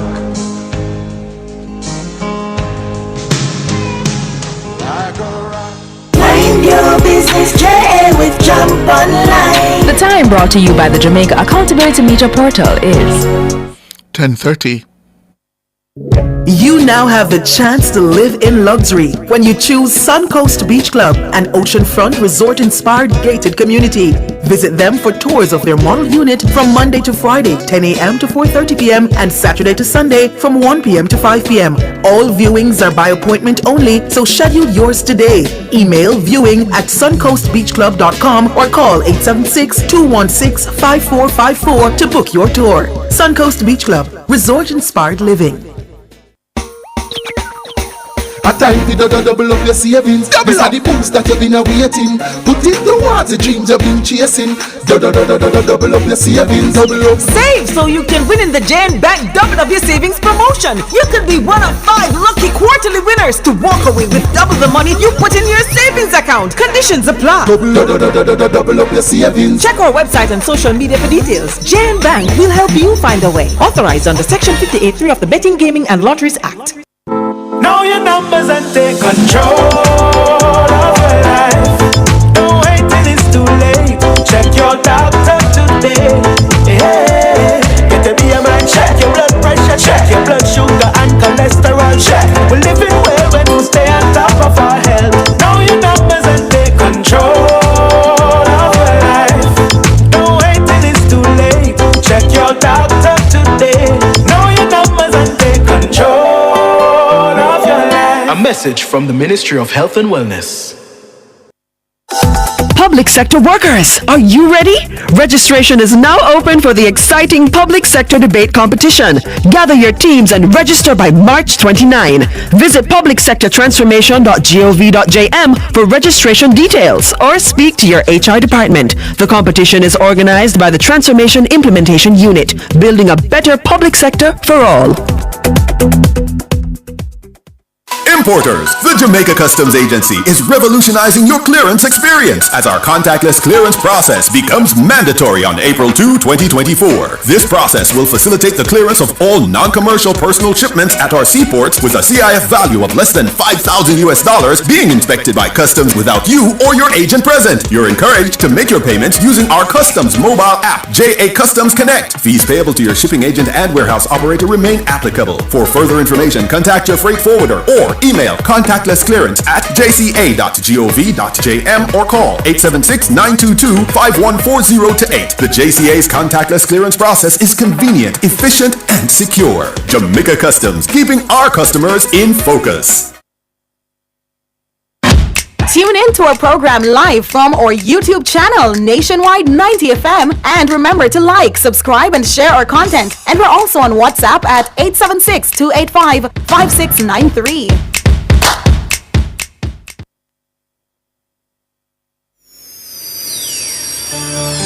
Cliff says, what's on his mind? Unfiltered analysis and commentary. My hands were steady, my eyes were clear and bright. My walk had purpose, my steps were quick and light. And I held firm to what I felt was right, like a rock. Like a rock. I was strong as I could be, like a rock. Nothing ever got to me, like a rock. I was something to see, like a rock.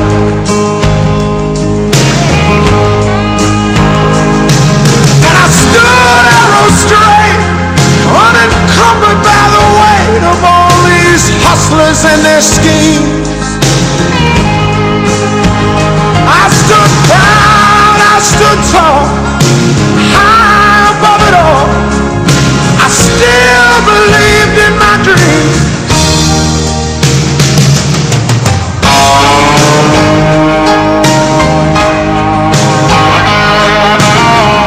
25 minutes going up to 11. And we have with us the Executive Director of the Jamaica Accountability Meter Portal, Janet Calder. JAMP has been vocal on this issue, not since last week, but for several weeks now. And I invited Ms. Calder here, especially after what we heard from Senator Golding Campbell this morning. Yes? Good morning, Jeanette. Good morning, Cliff. Good morning to your listeners. I trust we find you well. I am. Thank you so much. Good. So, does this come down to an interpretation of what the law says? Yes, it does. Like everything that guides what government does. Yes, because the government and the Speaker are saying they are following the law. Uh-huh. Others are saying, no, your interpretation of the law is not correct. Right. Guide us, help us. Well, I think I should just start by saying, because you have started at this point, Cliff, maybe in November and in October, it didn't appear to the Speaker that the need to share the Attorney General's opinion was paramount. But I would imagine that at this point, I'm hoping that the Speaker is reconsidering that, as well as the government, because the government itself can actually share it. But since it has come down to a place where there are so many different voices contending, JAMP has a different view as citizens, and as we've said, we're not swearing we're correct, but this is our view and we're asking for correction. Speaker has, the opposition has, the media might have. We're asking again for the Speaker to share the opinion of the Attorney General with Jamaica so that we can be satisfied and so that we can be guided and so that we can be assured. That's the whole point of being transparent, is to assure citizens that the decisions that you have taken as a government is actually, in fact, in their best interest. But as it stands right now, I just want to say to your listeners, I want to just explain, it's important for you to understand the process in order to have a better understanding of why we are interpreting the law as we have. But everything seems to revolve around the section that both speakers, the previous speaker and the current speaker, has been quoting, and that's Section 30 of the Financial Administration and Audit Act. And I'm asking again that the listeners don't just take Jam's word for it. This is so important to our lives and our future that I would like you to just pick up your phone if you can and put that in, the Financial Administration and Audit Act, and just scroll down to Section 30. Section 30 has a heading before it gets into the information or the instruction or the guidance and the provision. And Jam believes that is the heading that is the crux of the matter that's guiding us. The Auditor General has several different types of report cliff that it does on behalf of the people of Jamaica.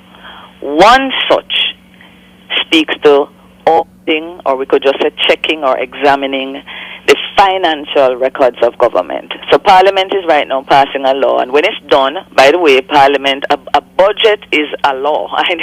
Cliff, I don't know when you discovered this, but I did live too long before I know that the budget is actually a legislation. It's really called the Appropriations Act. That's how serious a budget is. Yes. So when they have determined how the public funds must flow, they're not only saying how much money must flow and where it must flow and on what it is to be spent on, but our parliamentarians also determine how the contracts are awarded. There are laws that govern that. There are laws that govern if a permanent secretary decides that, I have $10 million to spend, you can't just change $1 million to salaries. There's a process and it's a law that guides that. So the Auditor General goes in to check on the people's funds and make sure that the accounting records are really reflecting what took place. And so she gives a report back to the people's representatives to say, that law that you passed on procurement, it has been followed. Or that financial infrastructure environment, it has or has not been followed. And the amount of money that you have allocated to be spent in such a way, it has or has not been followed. Now, Section 30 to JAMP is speaking to a specific type of audit, and it says at the top, it's the audit of accounts of a public body by the Auditor General. The speakers of the House have decided that following that is an instruction which says that the appropriate minister for whichever public body, and I prefer to say public company just to make it easy for your listeners, public companies like NWC, NHT, Exim Bank, but there are some others that, we won't get into, but once the minister that is responsible for that entity that is being audited, the audit is finished, the Auditor General must send the results of her findings and her report to the minister first. And then, if 2 months pass and the minister has not forwarded it to Parliament, then the Auditor General, not can, but shall, and in legal terms that usually means the Auditor General must now send it to the Parliament. The debate now, Cliff, is a matter of timing. Some people believe that the reports must go straight. Some people say it must go to the minister first. JAMP is saying not all reports of the Auditor General, because Section 30 identifies what type of audit. It says audit of accounts. Most of the reports that you discuss here, Cliff, if not all, are not audit of accounts. I've never heard you turning the pages to discuss the profit and loss or the income and expenditure of any entity. Never. But I hear you discussing how contracts have been awarded. I hear you discussing human resource decisions, which is how many people got hired and the Ministry of Finance never approved it. Those are the issues that we tend to discuss. Those are performance audits and compliance audits. So JAMP is saying those types of reports, Section 30 does not apply to, because Section 30 says it is the audit of the accounts of the public body that is to go to the minister. It's as simple as that for us. So, where's the confusion then? We are hoping that the Speaker, to Speaker Holness's credit, when she came to the House on the 7th of November, she gave us a very good lead-up to her ruling. She unpacked what an Auditor General does, its relationship to public companies versus ministries, and then she gave the ruling. So she didn't just walk into the House and say, beat down the gavel and say, from henceforth. She explained her position and the why and the importance of it, and she gave her ruling. I am now saying the people have heard, the citizens have heard, such as myself, and we have read it, and we are seeing something different. And I just want to say this for your listeners' sake. JAMP was formed out of the Outer Many matter under the 2013, 2014. I decided that citizens needed to get involved in the work of the Auditor General because, for those who remember Outer Many, we had a lot of questions about whether or not the decision of the NHD was correct. It was the Auditor General's department who got up, did an investigation, and provided the people with an answer. Why did I think, though, that a jump was necessary? Is because when that report came 4 months later, Cliff, we had all moved on. I had moved on. You had moved on. So many other things happening. And I thought accountability needed somebody to pay attention to these issues and to keep them alive so that they get fixed. So I did some serious research on the Auditor General and the laws that pertain to it with the support of the European Union. And it is that familiarity on which now I am banking this argumentation. It's not just since the ruling. These are laws that I have pored over and I have asked questions about them before. And this is why I'm of the view that what is important now is that the Speaker comes back to the House and explain again why, despite what citizens say and despite the Auditor General's refusal to follow her ruling, she is now going to give to us the benefit of the Attorney General's opinion. Because her words on that day, and I'll read it, I made a note of it, it says, the Speaker said, the opinion I formed was supported in every way by the Attorney General and the Parliamentary Legal Counsel. I recall the former Attorney General, Member Marlene Malahoo Ford, standing to her feet to address the issue. And she made it so clear that she doesn't believe that every opinion from the AG's office is to be shared. But in these circumstances, it was her opinion that it was best that it be shared. And I agree with Member Marlene Malahoo Ford. That is what is needed now, so that the people of Jamaica can be assured. I think that would be very helpful now. It would be more than helpful because, let us be honest, let's be not honest, but let me be clear. I've been looking at these. When I did the research from way back then in 2014, I read 41 Auditor General reports covering 6 years, Cliff. And I've gone and looked back at them, and every single one of them says that this report, that on the second page it says, matter of fact, I'll just turn to one of them because I just checked it. It actually literally says that it is being tabled under the Section 29 of the FAA Act. So the Auditor General is tabling under her interpretation of Section 29. The Speaker is saying, I believe it should be Section 30. The Auditor General is saying, it is Section 29, and therefore I'm sending it to you, as we have done for over 100 years, to be tabled. The Speaker is saying, no, it should be Section 30, and it should go to the Minister first. Who else but the Attorney General can guide the people of Jamaica? And we are the ones keeping the light on at the AG's office. So I think it is fair to say that since there is so much interest in it, Cliff, that it ought to be shared with the people of Jamaica. Thank you very much, Jeanette Calder. Yeah. So we now look to the Speaker to share that opinion of the Attorney General.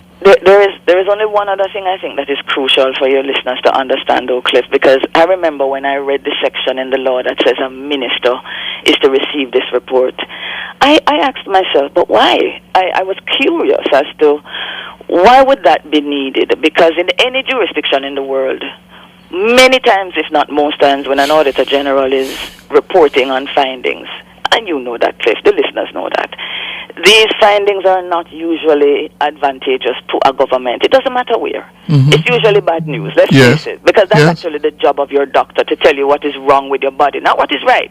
The Auditor General doesn't waste time telling you what you're doing right. The reports are there to help the government to fix things, to help the government. So I thought it was kind of odd that it would be sent to the political representative or the minister, knowing full well that, you know, it's not, it just seemed weird. So I had inquired, why is this going first to the minister? And I think this would help the listeners to know why.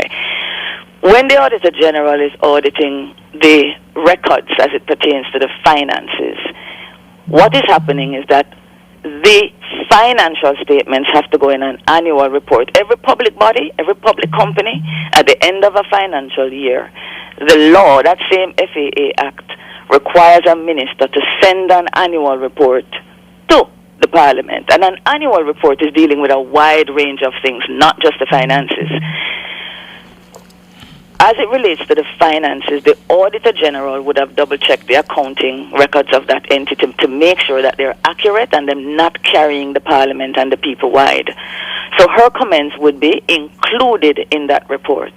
When it goes over to the ministry, since it's a report that the minister is compiling for the Parliament, which is really for the people of Jamaica, because that public company belongs to us, it's going to take some time, Cliff. So my understanding, the practice which has been from 1959, that legislation that we're referring to, Cliff, predates the Constitution of Jamaica.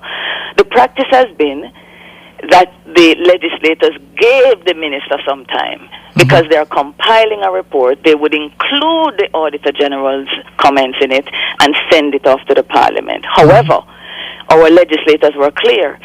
If this report is taking longer than 2 months, they have placed a certain amount of urgency and weight and importance on getting the Auditor General's report, that they say if 2 months pass and the minister has not forwarded that report to us, you send yours.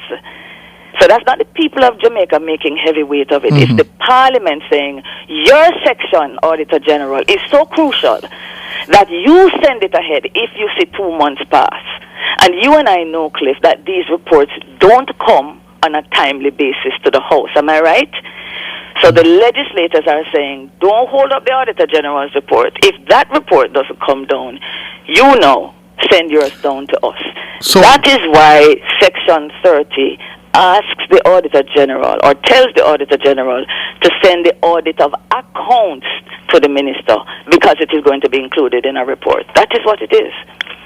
And only the audit of accounts and not the wider report? Precisely, because as I was sharing before, you know, the IT reports, the performance reports, the reports on human resource, compliance reports, all those just go straight down. Those are not required to go to a minister, not if I'm reading the law. The law identifies, Cliff, I'll say it again, the heading says, audit of accounts of a public body by the Auditor General. Let me remind your listeners that when the former speaker held on to the first 3 reports, 2 of them were executive agencies. 2 weeks later, they had to be released because they were not public bodies. Why is that? Because the heading is telling you what is to go to the minister. It's not central government. It is not an executive agency. We have about 12 of those.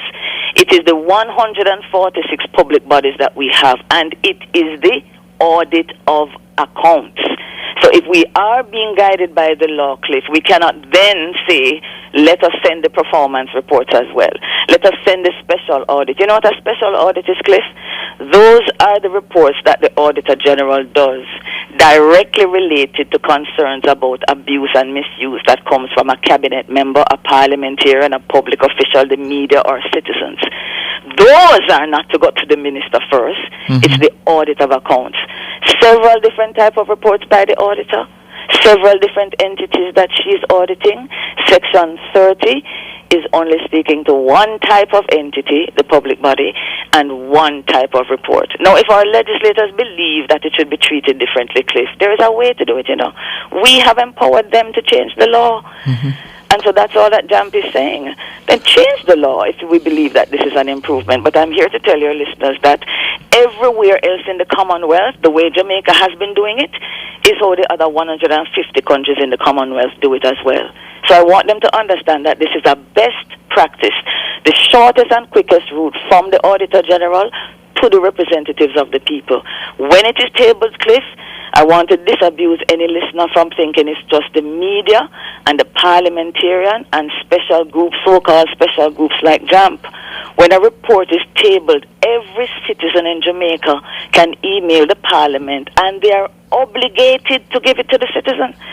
So the delay is not we're keeping this from our MPs. Mm-hmm. We're keeping it from the people of Jamaica because the media would always get it by default and share with us what the findings are. But any citizen can ask for it. This 2-month delay is not best, I think, for good governance. We would like the Speaker to share the opinion of the Attorney General with us, and we can all, as a people, and just one family, just sit down and discuss what's best for the nation. Thank you very much. I will take it from there. Thank you, Cliff. I appreciate the time. Good. Jeanette Calder is the Executive Director of JAMP. So, I think it is now in the ball of the Speaker, yes, to guide the public discourse on this, yes, in terms of what the law says, and the points raised by people like Jeanette Calder, yes, that interpretation is not in keeping with the law. Like a rock, I was strong as I could be. Like a rock, nothing ever got to me. Like a rock,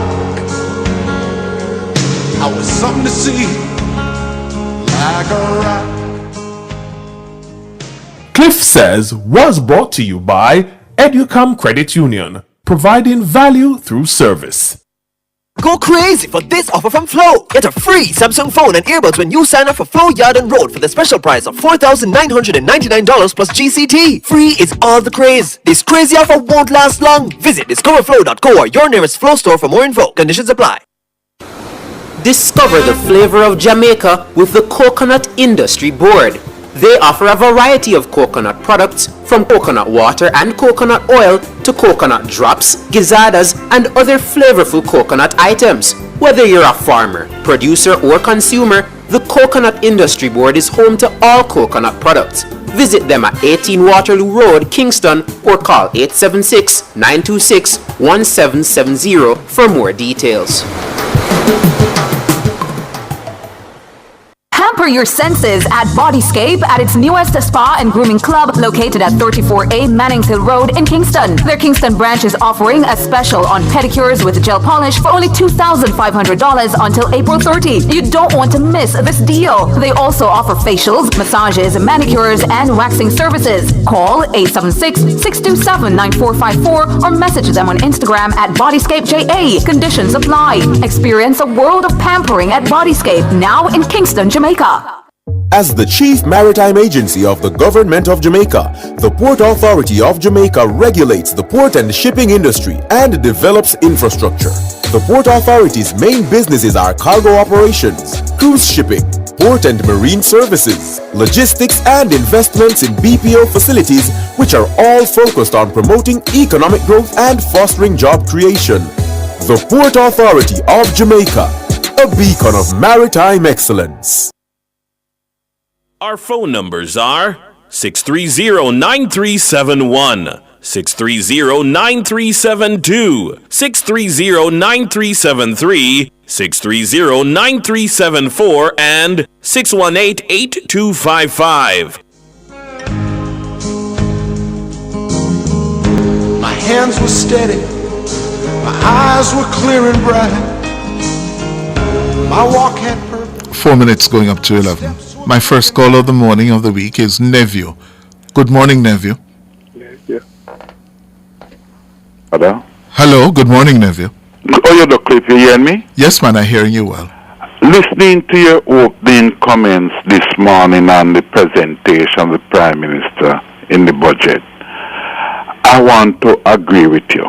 And the reason why I have to agree with you is that, you know, the argument on the road is that the small man not feeling the growth in the economy. And they have been complaining daily. So the announcement of youngsters now can go to art without have to think about bus fare or lunch money. Must in the interest of the ordinarily common children. And not only that, if they graduate at a level 4, they'll be getting a $50,000 grant to help buy tools. And another 100,000 they're eligible to get as well. Thank you very much, Cliff. And then with the argument of we short of skilled labor and now thinking of importing labor, then this must be in the best interest of our country. The next announcement, I really appreciate it a lot as someone who live among young people. The 10% of the houses in which the housing trust build will go towards under 35 years old. Yes. These young people complain about rent, or the rent is high, and they will rent the place for 20, 15 years, and at the end of it, they don't own anyway. This time now, they could apply for the house, use the same money in which they will pay the 70 and the 80,000 a month, pay a 50% out of that for their mortgage, because at their age, the mortgage is lower. And then at the end of 15, 20 years, they own them house. This is a great move, Cliff. And it is very good for our country and our young people. And we have to appreciate these announcements from the Prime Minister. And we must move beyond announcements now. We must get them implemented. That's where the tire hits the road. Well, it's up to the job now of councillors and caretakers and MPs to go into their division and to find the unemployed young poor youth, to encourage them and help them get the form at your office. Make them come to your office, help them to fill out the form and submit it and get them into Cliff. This is the job of there now. I would say one thing about that too, though. The role of the MPs. I hope it's not restricted to MPs to do recruitment. You have SDC offices, Special Development Commission offices. Yes. So can't they do the recruitment as well? Anybody. Oh. Anybody. We just want. You got that from what you heard? Well, I didn't hear it officially, but I would assume that also the SDC, which have a community reach out program, would also use it also to find these youth and encourage them. All I'm saying, it should not just be restricted to MPs alone. I only suggest that because they are the one who are offering themselves to represent the people. Yes. And if they are doing that, then they can provide this kind of service for the same people they are representing. Yes. You understand, Cliff? It's not a bad thing. Yes. The other thing again now is that the children and part, you know, these are the needy, the ones who are not feeling the economy. Right. And their children now and part now will in the position at the age of 18 to pick up a 600 or 800,000 to assist them if they want to go into their own little things. So to start life.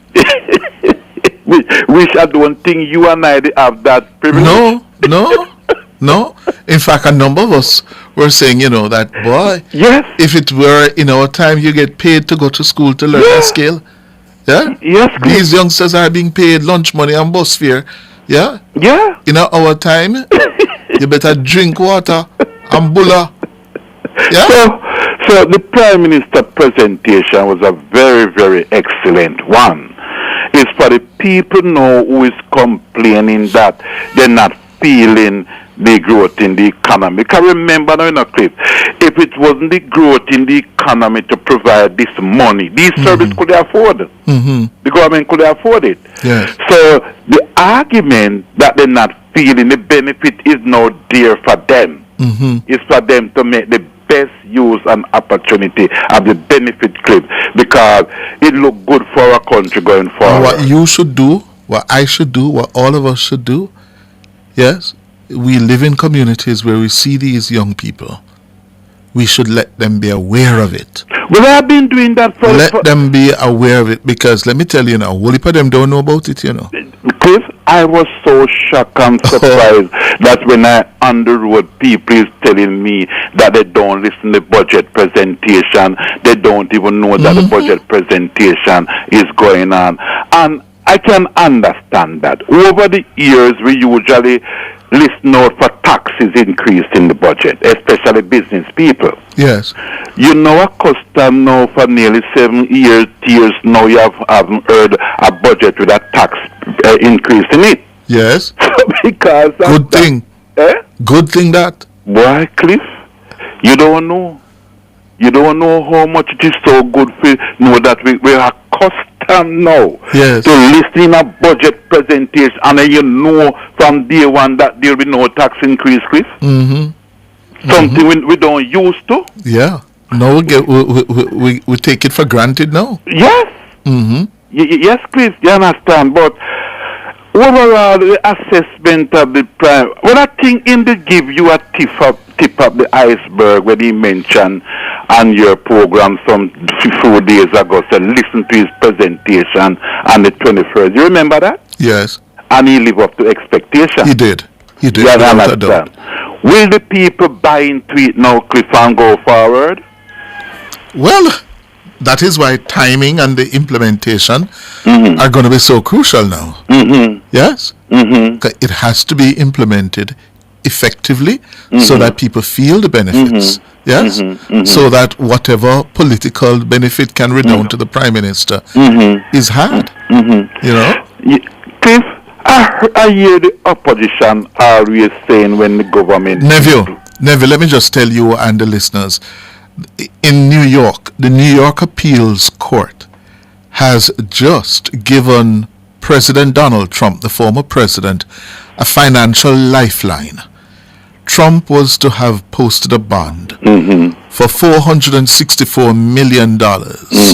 This morning, today, he appealed to the New York Appeals Court, and the court has just ruled that they will slash the bond to $175 million, not 464, but $175 million, and he has been given 10 more days to pay the $175 million.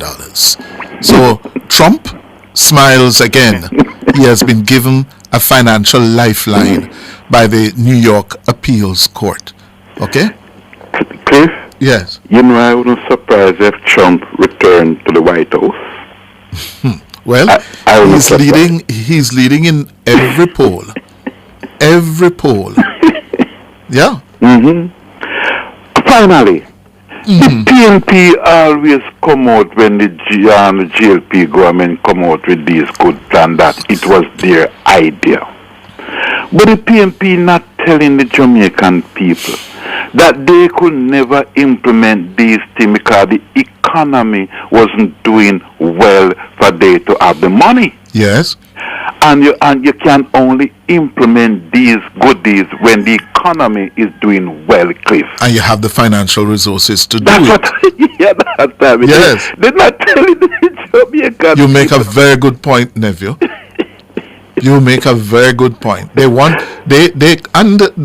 are justified in saying, oh, we had suggested it before.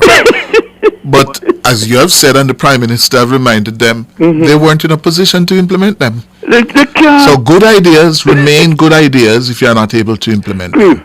Every man out the road who don't own a house will tell us their ambition is to own one, but they can't build one because they don't have the money. The PNP is like that. They have all the idea in the world, but it will never implement it because under them and the economy is not producing.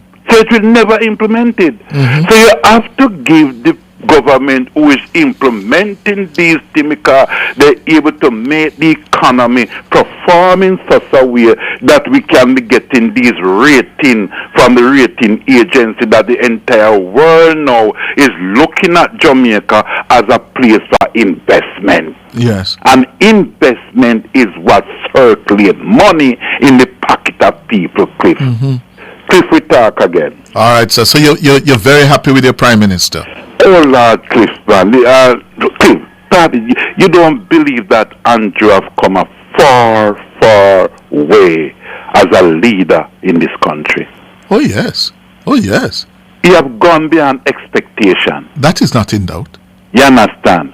The sad thing about it, he have some members of government who is lagging, slow. They're not moving as they should. And that is where the Labour Party have a serious, serious problem. Those councillors and those MP who are walking dead, sleeping. Oh. They need to wake them up. With a general election less than 12 months away, they can't continue to be in their bed sleeping. Yes. It may be disaster. And with these kind of performance from a government, to facing that, it's not fair, Cliff. Oh. Not fair. We talk again. All right, nephew. By the way, 7 minutes after 11. There's a gentleman who calls this program from time to time by the name of Papa Nana. Yes. And I saw him in the Parliament last week, Thursday afternoon. What a way, Papa Nana boss. Papa Nana boss. In Parliament, being recognized by the Prime Minister of Jamaica. Papa Nana? Me see you. Yeah. No, sir.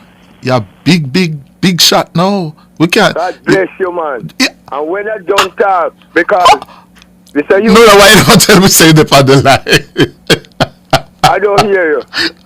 Why do I know I never tell me say the on the line? No, because you know Miss Nora is here already. Miss Nora is a secretive type of person. No. So you're conspiring with Papa Nana, Nora? Then you came down to your place there Thursday and you didn't get to talk to me too. Yeah? Of course I was down at Nationwide Thursday. Oh, but Papa Nana? Yes. How you so big? But listen to me. You and Tyrone and Nora and all Nationwide people is because of me too big and getting overweight. Now I have to put me weight in front of me to watch it. I can tell you that. Really though? I am so proud of you people, to be honest to you, that I have to put my weight. When the doctor said to watch my weight, I have to put it in front of me because how could I watch it? Mr. Hughes, how could I watch my weight if I don't put it in front of me? Oh my God! But Papa, let me tell you something now. You see, age and death, if I could catch those two things, I'd have paid them some lick. Age and death.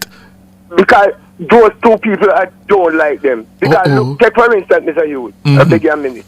Miss Naomi Francis and Mrs. McLeod from the Prime Minister's office who had helped me out from the time I leave my house to Parliament, check on me.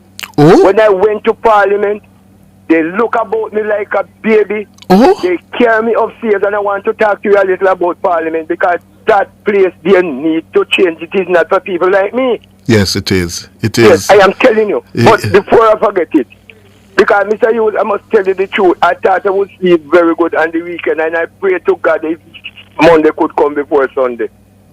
I don't know how on earth I could have left out Mrs.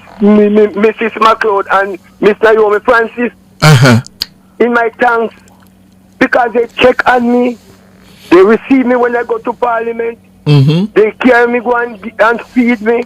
By the way, I must big up the chef, them. The food was beautiful. To be honest to you. So let me ask you something. But it would appear to me like I'm an Adventist because I don't get no pork. But Papa Nana, hold on. Me want to ask you something though. How you get the invitation for go Parliament? Tell me how that. It's alright. Me soon come to you, but through me all, you know, me no want to get Miss Francis and Mrs. McLeod because it look away. Alright. Mr. Hughes, they would take care of me. I go to Parliament. They put me onto a lady by the name of Miss Vicky. And Mr. Hughes, he carry me up and down upstairs like me doing therapy. He's like, Parliament not ready for people like me. I'm telling you the truth. Yes. Right? It is very able-bodied. It discriminates in favor of the able-bodied. Let me tell you something. I remember this is the third visit to Parliament. I remember carrying Cleve Lewis. I don't know if you would have remembered the Honorable Cleve Lewis. No, sir, that long before my time. All right. Well, he was Minister of Communication and Works. Mm-hmm. And I went there twice. Anyway, Miss Nora and Mrs. McLeod. Naomi. Yes. They take very good care of. All right. You said that about 10 times now, Papa Nana. Tell me now, how you get the invitation? No, I want to hear how you get the invitation. What them say to you that why them want you in a parliament? How you mean why them want me in a parliament? Yes, no. Well, let me tell you something. Mm-hmm. He's a no-nonsense type of person, and if me tell the Prime Minister, say, me need to have a talk with him, and I am not holding him up to talk to me, but if he listen for a nationwide, if me I go to ball out in him if he don't invite me. Oh, right. So you got the invitation after you come here and go on bad the other day, so you want to talk to the Prime Minister and you can't get a chance to talk to him. Of course. And Tyrone, my son, I am telling you, you were so nice. He talked to them, and about half an hour after Tyrone talked to them, I get a call and answer the phone, and I say, who is that? He said, it is the Prime Minister. And I say, hold on, Lord Jesus, have mercy, Mama Nana run come here, I'm going to have a cardiac arrest. And Mama Nana run come and say, yes, it's the Prime Minister, feels up on the phone, run over on the phone. Oh. And I feel so good. I feel so good. And he said, Papa Nana, I'm very busy. I will talk to you. And I said, thank you very much, sir. And he did live up to expectation. Oh. Yes. So he called you. Parliament. So he called you. Did he tell you in that call that he wanted you to be in the Parliament? No, sir. Oh. He gave me a surprise because, Mr. Hughes, when I know that I was going to Parliament, I learned to visit the Wednesday. And I decided, say, me, Papa Nana, not sleep Wednesday night. Because sleep is next to death. And me not dead before we go to Parliament. Right. Listen to that. Good. Papa Nana. Yeah. What you say? So you don't sleep whole night Wednesday night? Me say me not sleep Wednesday night. Right, because me buy one old time peg bread and me not have me 3 ship away. Right, let me tell you. You're not serious. Yeah. The mama, so Mr. You know me too long to believe that. So hold on there. So when you reach Parliament, you know, drop asleep during the 5-hour presentation. Man, tap your knives. I mean, never one left. Oh. One left what? The Prime Minister was so excellent. From a scale of 1 to 10, get and tell me what I would give him. So like it, I give 15. Oh, Jesus, have mercy, God. I'm sorry I couldn't give him. I give him 10.5. Yes. The gentleman was so, and then I get and tell me what happened now. You see, when his wife came out and talked to me, and Miss Rhoda and Miss Grange, and then people hug me up. Me say, me, Prime Minister wife go hug me up and me go date. Me not date that night. You must be mad. You know you're a comedian. You're a comedian. You, Papa Nana, you're a comedian. You can't go and talk at you. You don't know me proud. God bless nationwide. God bless Miss Francis and Mrs. McLeod and the whole of the staff of nationwide. Mr. Youth, I was well taken care of.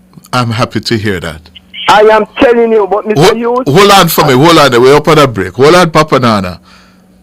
Super healthy, super happy. SuperMed located in Kingston, St. Thomas, Portland, and St. Mary. The time by SuperMed family of pharmacies and Hughes Pharmacy is 16 minutes after 11.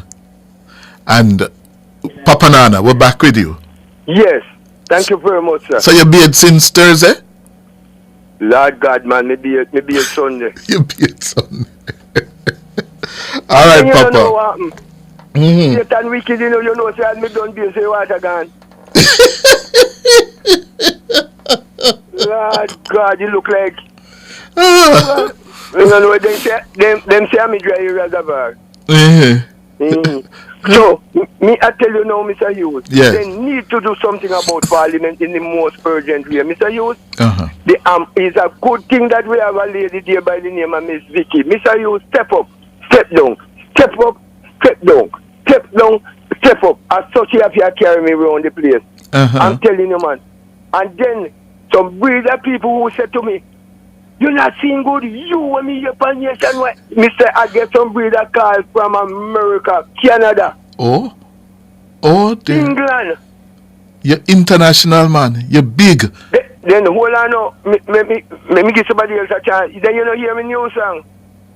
No. You serious? But you're not listening to nationwide then, man. What is the new song? Alright. Nana yo lajo. Nana yo lajo. Are you wicked and you wild now? Are you nyangana broad now? I say Nana yo lajo. Oh my son. Yeah, go on. You can do your thing. Oh, my son better than you, don't you? Yes, and you don't take much to tell better than me. Well, that's what me I say. You know, so you're a reasonable type of person. That's why me forgive you when you do something wrong. Yeah, man. But tell me now. Me want to ask another question about the Prime Minister's presentation. Yes. You gave him a 10.5 out of 10. Right? Yes. Why? What did you hear in the presentation that you would score him so highly for?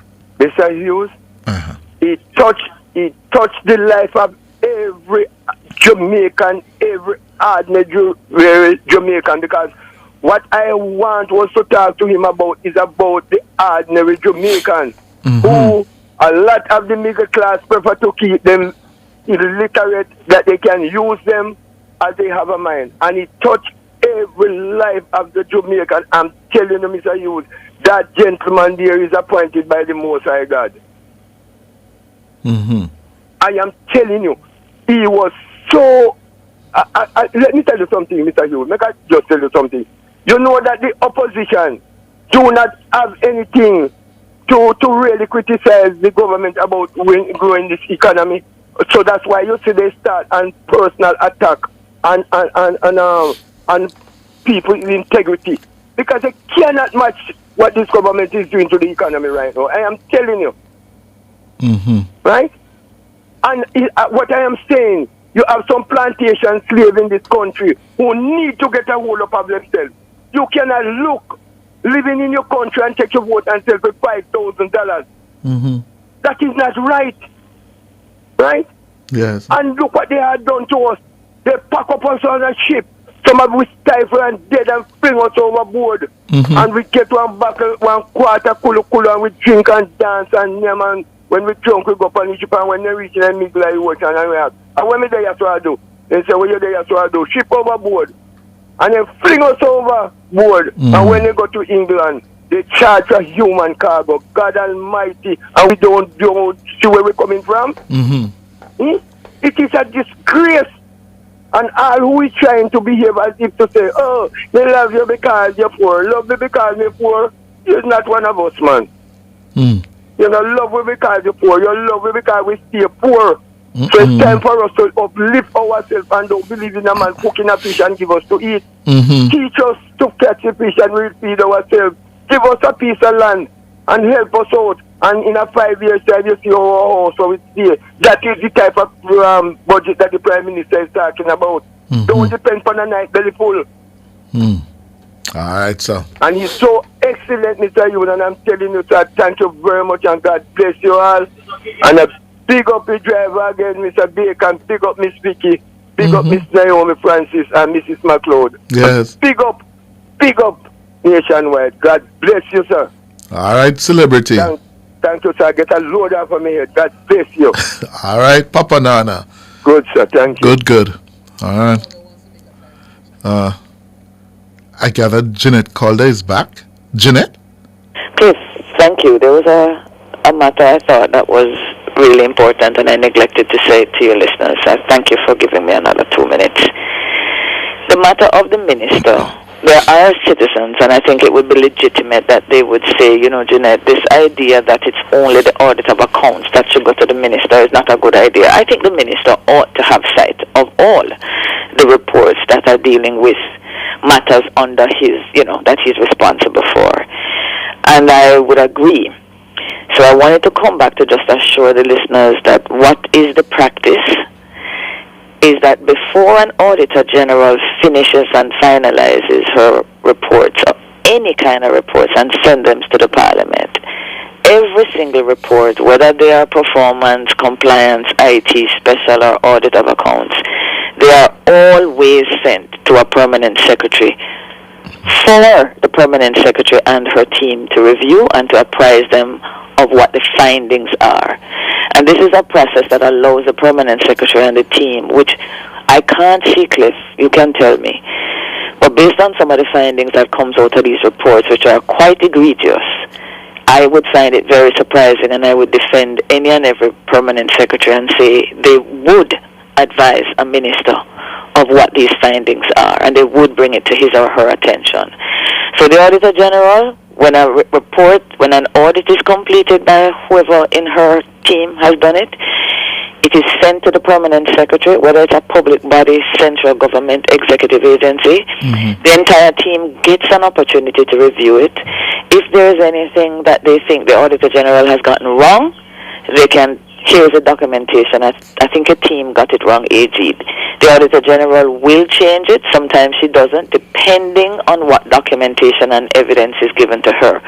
But I wanted to reassure you and the listeners that the opportunity for both the head, the minister, and the accounting officer, the permanent secretary, and her entire team, that reports, all reports are given to them before the report is finalized. It's when it is finalized now and it is going to the Parliament that the question of should it go back to the minister under Section 30 or does it go straight to the Parliament. But I wanted your listeners to know that it's not a case that the permanent secretary, and it's not a case that a minister only gets the report when it is tabled in the House. Because I would agree, Cliff, that that would not be good governance. That shouldn't be a surprise to them. So I hope you understand why I thought it was important to come back to reassure your listeners that both the minister and the PS and the team have an opportunity to read it, comment on it. It doesn't matter what type of report. Good. Thank you. All right. Thank you very much. Good. And for those who are asking why we don't get a lawyer, we began with a lawyer. We began with Government Senator Shireen Golding Campbell restating the position this morning of her position, agreeing with the Speaker and the government's handling of this. You didn't hear that full disclose? Yeah? We played Shireen Golding, who is an attorney at law. Yes? Senator Shireen Golding Campbell, who happens to be the daughter of former Prime Minister Bruce Golding. Yes? She had a long conversation this morning with Ricardo and Said. And we brought back, an excerpt from that for nearly 4 minutes. All right. Who do we have now? Patrick, good morning. Patrick? Oh? All right, let's go to the break then. My hands were steady. My eyes were clear and bright. My walk had... Welcome deluxe, the cream cracker that rises to the top.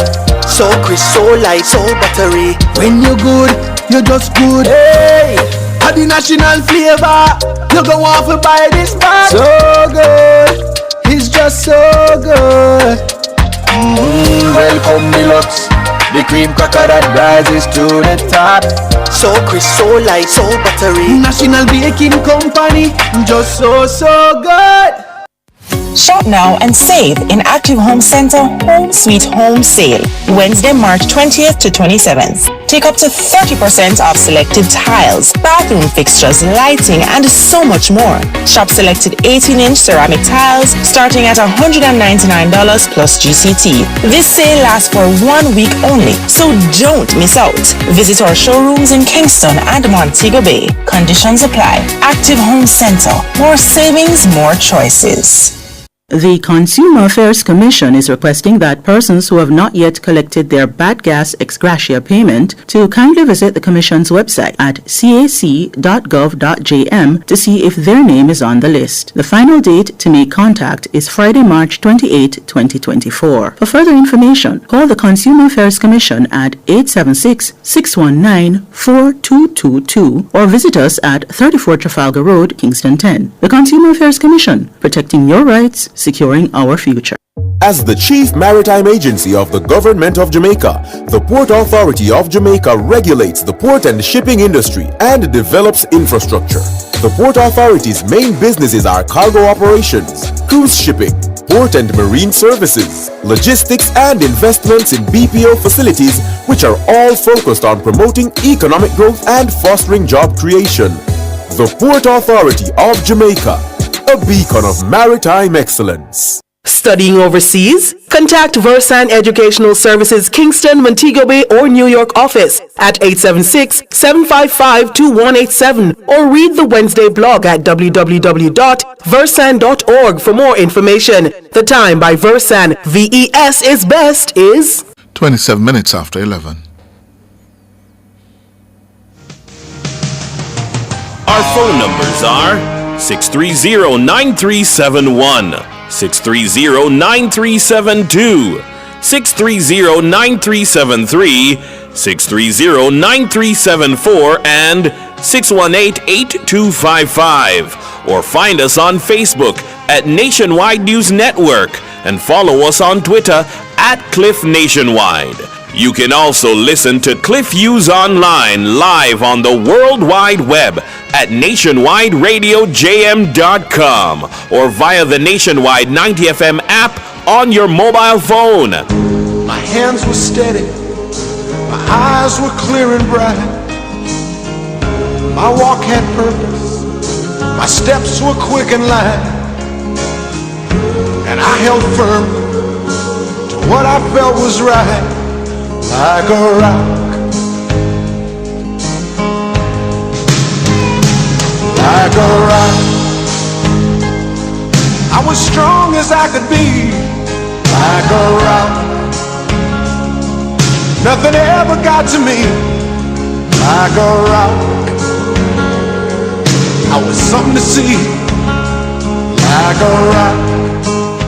Just getting this on my WhatsApp in relation to the discussion with Jeanette Calder about the tabling or non-tabling of Auditor General reports. And the listener said to me, not the AG, not the Attorney General, who should really provide an opinion here. It's a Chief Parliamentary Council. That's a legal body who should really opine on this matter. The chief lawyer for the Parliament. Yes, the Attorney General advises the government, not the Parliament. Parliamentary Council advises Parliament. And then in relation to the point made by Ms. Calder about the heading of the section of the FAA Act that she is relying on, this attorney says we never use heading or marginal notes to aid with interpretation of laws. Interesting. We never use heading or marginal notes to aid with the interpretation of laws. That's from an attorney at law. Yeah? All right. Patrick. Hello, Patrick. Morning, Cliff. How are you doing? I'm fine. Wonderful, wonderful. I too want to weigh in on the Prime Minister's presentation. I'm not sure if I would give him as high as Papa Nana did, but noting where Papa Nana is coming from, that is expected. I too was really I wasn't watching it, but when I hear the Prime Minister mention his name, I was saying, what? Prime Minister, listen to the station, man. Yes. I didn't know that Papa Nana was there. Uh-huh. And I also was listening when he the presentation he did was last week on the water thing when he was mentioning that woman that had called about St. Catherine and so yes, Money Prime Minister is up to date with the program. Yes. So I feel confident now when I talk on this program that he will hear what I'm saying. All the powers that be listening to Nationwide, you know. Yes, sir. All the powers that be. Despite some of them won't admit it, but they all listen. And you know what they do? If they can't listen in the moment, they have their people tape us. Yes? They have their people tape us from morning until night. Yes? Yes. Good. Yes. Mm-hmm. So let me just one quick thing and then after run. Read the thing for the children them that born after 2022. I'd want confirmation as to how if there's a given that when the child is born, it will not be dropped off a part because the part has a way of if the parent is moving up. So the parent go back to school, get some education, get a good job. Well, not even that. If part come and see that they have one fridge in the house and things start look good, they might decide to remove that family. So how do we know that once a child born after 2022, and the part child on or after August 6, 2022? Right. So how do we know it's a given that child will benefit from this program? A very good question, sir. This is a kind of detail that we will now have to work out in its implementation, because you have asked an excellent question.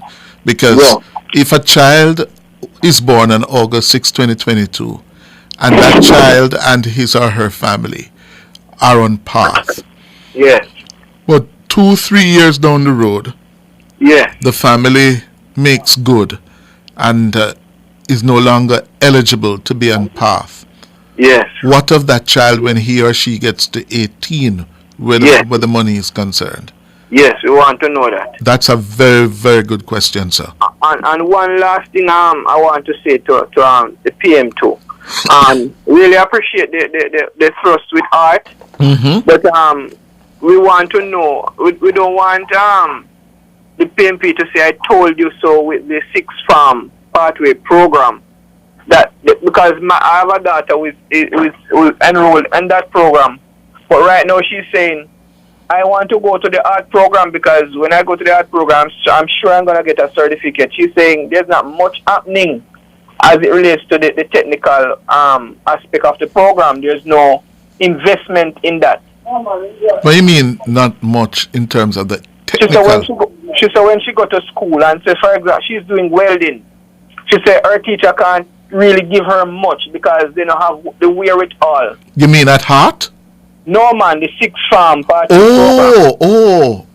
the traditional school system.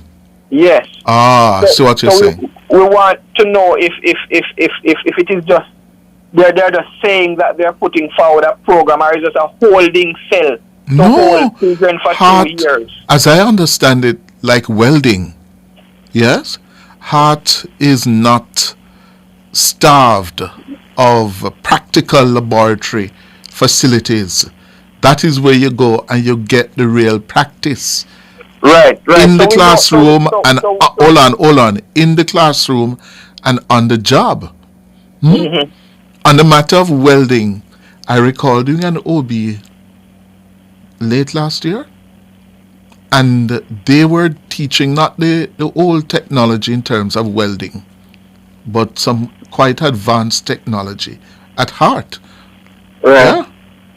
Anyway, we complete your point. Make your point. Yes, I was saying that we want them to do something to the sixth farm program to ramp it up. Yes. So that it really has when you hold on to the child after 16 for two further years, it can really be a game changer. Yes. But it can be a game changer if it is just saying that the child is going back to school, but there's nothing real that the taking child is place from it. Yes, in terms of on-the-job learning and training. Yeah. And she's doing customer service on the next one. What she's saying at the end of it, there's no certificate. Yes. So Well, check on that for us. heart is your answer. Yes. Yeah. All right. There was an event. Thank you, sir. There was an event on the weekend. The ISA Boys and Girls Athletics Championships. And we must congratulate the boys from North Street. David, yes. The boys from North Street did very well. They won boys champs for the 35th time. No other school comes close. Yeah? And you must congratulate Casey. And the girls from Edwin Allen up in Clarendon, Northern Clarendon, congratulations. But also congratulations for Hydel. Hydel, the defending champions, fought until the very last event. Yes? They lost their title by 9.5 points to Edwin Allen. This is for Edwin Allen and Kingston College. Yeah? But there were so many takeaways from the championships. Yeah? And by the way, Hydel. How is Hyacinth Bennett? Every time I hear Hydel, I think Hyacinth Bennett. The founder of the Hydel Group of Schools. Outstanding educator. Yeah? How are you, Hyacinth? Long time we haven't heard from you. Yeah? But back to the Boys and Girls Championships. So KC did well, JC did well. Yeah? St. Jago did well. And that institution from Mountain View Avenue, Excelsior, the Eagles. Excelsior is on its way back to the pinnacle of Boys and Girls Champs. Finish 4th among the boys and 9th or 10th among the girls, or 8th among the girls. Excelsior, I want to say to my alma mater, well done, congratulations. Congratulations to David Riley and his team at Mountain View Avenue. Excelsior was a talk of the championships. Yes? How Excelsior is coming back. Yeah? And I want to say, and we all have to chip in more now. Yes? 5 in 5. Yeah? And they have achieved that where the boys are concerned. We now need to win champs. Alright? So it seems like me have to go take up back my spikes.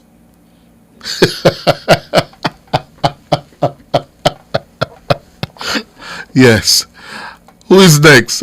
Jevon, good morning. Hi, morning, Ethan. How are you? I'm alright. Alright, so I just have a little concern, right? I am in my mid-30s, right? And I just want to find out from you, or maybe the PM or the Minister of Finance, or the Minister of Finance, sorry, what are they going to do in place for persons like me in my 30s that are seeking house? There is no... that are seeking what? To buy a house, okay. Basically. So the other day, I basically found a house that I wanted to purchase, right? And when I call around the institution to basically find out their interest rate and know what I'll be paying back and how much they will be getting back after I finish paying it out. Well, we all know that it would be like over a 30 year to pay back these specific loans, right? And one particular was a bit standout to me. The institution, they told me that it was 10.85 interest rate.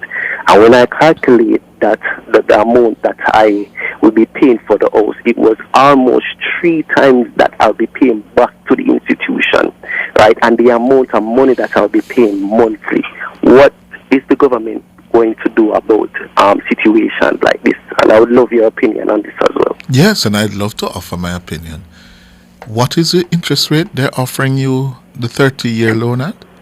10.85, and it would be 32 years to repaying back this loan. So it would basically be 3 times the amount that I'll be giving back to the institution for this loan. Yes, but do you understand how money works, though? In the sense that who's putting up that money that you're getting to buy your house? No. You know who is putting that up? I wouldn't know from the back end. No. You're 32, aren't you? You say you're 32 years old. Yeah. By now, you should inform yourself how money works. Somebody is putting up that money, whether it is the taxpayers, in other words, the government of Jamaica, yes, or private investors. They're putting up that money to give you the option, the opportunity to purchase a home and to get a mortgage for 30, 35 years. Their money you're going to use has value over those 35 years. They have to get a return on their investment. Similarly, you're using their money to build, to invest in a home. And the longer you pay your mortgage and live in that home, you're building up equity. So, you start, let us say you buy a home for $15 million, $20 million. Yes? They're giving you that, lending you that $20 million. As you pay that mortgage at 10.8%, yes, your equity in that home is moving from $2 million that you may have to start to start with. Then each year you go up to $3 million, $4 million, $5 million. By the time you get to year 10, year 15, you have an investment that if you were to cash out of it, you would have an equity in excess of the $2 million you started with. It's for the same reason they put up their money, yes, to lend you to get that mortgage. They have inflationary pressures to deal with, They wanted a return on their investment. Money is not free, sir. Nobody gives away money. You understand the point I'm making? Yeah, definitely. Good. And the other question you may ask is 10.8% interest rate the lowest you can get in the market? And you need to shop around. Yes, but 10.8 based on the last figures I hear is not bad. Not bad at all. But what you are to see at 32, yes, you are investing in a property that by the time you're 62, 30 years from now, you would have completed paying for that house. It would be yours. Yes, you have security of shelter. And if you take care of it, fix it up, keep on keeping it in good condition, you have an asset that is worth multiples of what you had paid for it. What did you study at school? IT. Information technology? Yeah. Oh, probably you should go read up a little about money and making money and managing money as well. Yes, because that will help you. You have to invest, and no lunch is free. Nothing is free, sir. Yeah. Yeah. I hope I was able to clarify that. Yes, you were. Thank you very much. You're welcome. Time for the break. My hands were steady, my eyes were clear and bright. My walk had purpose, my steps were quick and light. And I held firm to what I felt was right, like a rock.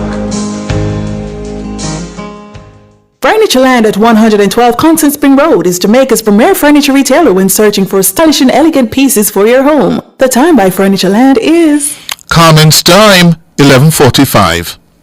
Importers, the Jamaica Customs Agency is revolutionizing your clearance experience as our contactless clearance process becomes mandatory on April 2, 2024. This process will facilitate the clearance of all non-commercial personal shipments at our seaports with a CIF value of less than $5,000 being inspected by customs without you or your agent present. You're encouraged to make your payments using our customs mobile app, JA Customs Connect. Fees payable to your shipping agent and warehouse operator remain applicable. For further information, contact your freight forwarder or email contactlessclearance@jca.gov.jm or call 876-922-5140 The JCA's contactless clearance process is convenient, efficient, and secure. Jamaica Customs, keeping our customers in focus.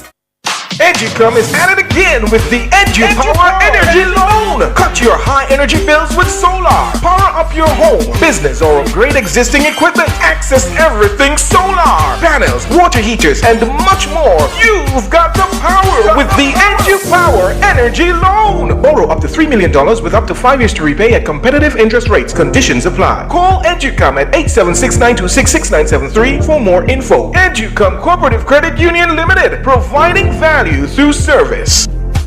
As the chief maritime agency of the Government of Jamaica, the Port Authority of Jamaica regulates the port and shipping industry and develops infrastructure. The Port Authority's main businesses are cargo operations, cruise shipping, port and marine services, logistics, and investments in BPO facilities, which are all focused on promoting economic growth and fostering job creation. The Port Authority of Jamaica, a beacon of maritime excellence. You now have the chance to live in luxury when you choose Suncoast Beach Club, an oceanfront resort-inspired gated community. Visit them for tours of their model unit from Monday to Friday, 10 a.m. to 4:30 p.m. and Saturday to Sunday from 1 p.m. to 5 p.m. All viewings are by appointment only, so schedule yours today. Email viewing@suncoastbeachclub.com or call 876-216-5454 to book your tour. Suncoast Beach Club, resort-inspired living. Our phone numbers are 630-9371, 630-9372, 630-9373, 630-9374, and 618-8255. My hands were steady, my eyes were clear and bright. 12 minutes going up to noon. So that caller, that young man, about the housing issue and the interest rate at 10.8%. Well, a lot of people reacting. I see Mick 807 saying JN is 8%. He needs to shop around. You hear that, sir? JN is offering residential mortgage loans at 8%. So you may want to check them out. Yes? And of course, the NHT is also offering much lower rates, yes, and you can join forces with your partner or a family friend or whatever, yeah, to benefit. They offer a maximum of $7.5 million for each contributor. So the two of you combined, you can get up to $15 million at much less than 8%, much less than 10%. So shop around, sir. Who do I have? Patsy. Patsy, good morning. Morning. Yes, good morning, ma'am. Just quickly, I'd just like to add two things to assist that mortgage customer. Yes. To be. To say that in my experience, working at a mortgage company, although you may get the loan for 30 years, most people pay off the mortgages between 15 and 18 years. Up to 20. Yes. That's the experience. Yes. And secondly, that most mortgage companies also offer for you to lump sum the payment, on the mortgage to the principal with their permission. Yes. At least once a year. Like if you get a Christmas bonus or anything like that, or if it's a lump sum from somebody. Right. You can do it, but you have to tell them that it must go to your principal. Yes. That way you reduce the principal amount and the interest over time. So in effect, he doesn't have to wait 30 years to pay it off. But it ever goes to 30 years. Yes. Yes. Ever. Yes. For whatever reason, you get promotions. Right. And along the way, and your circumstances mostly always go up. Yes. Yes. And you pay And more. Pay it out, yes. Yeah. It's a bit intimidating and frightening when you look at the amortization schedule Yes. and see the small amount that comes off for principal and the large amount that comes off for interest. Yes. But you cannot look at it like that. Yes.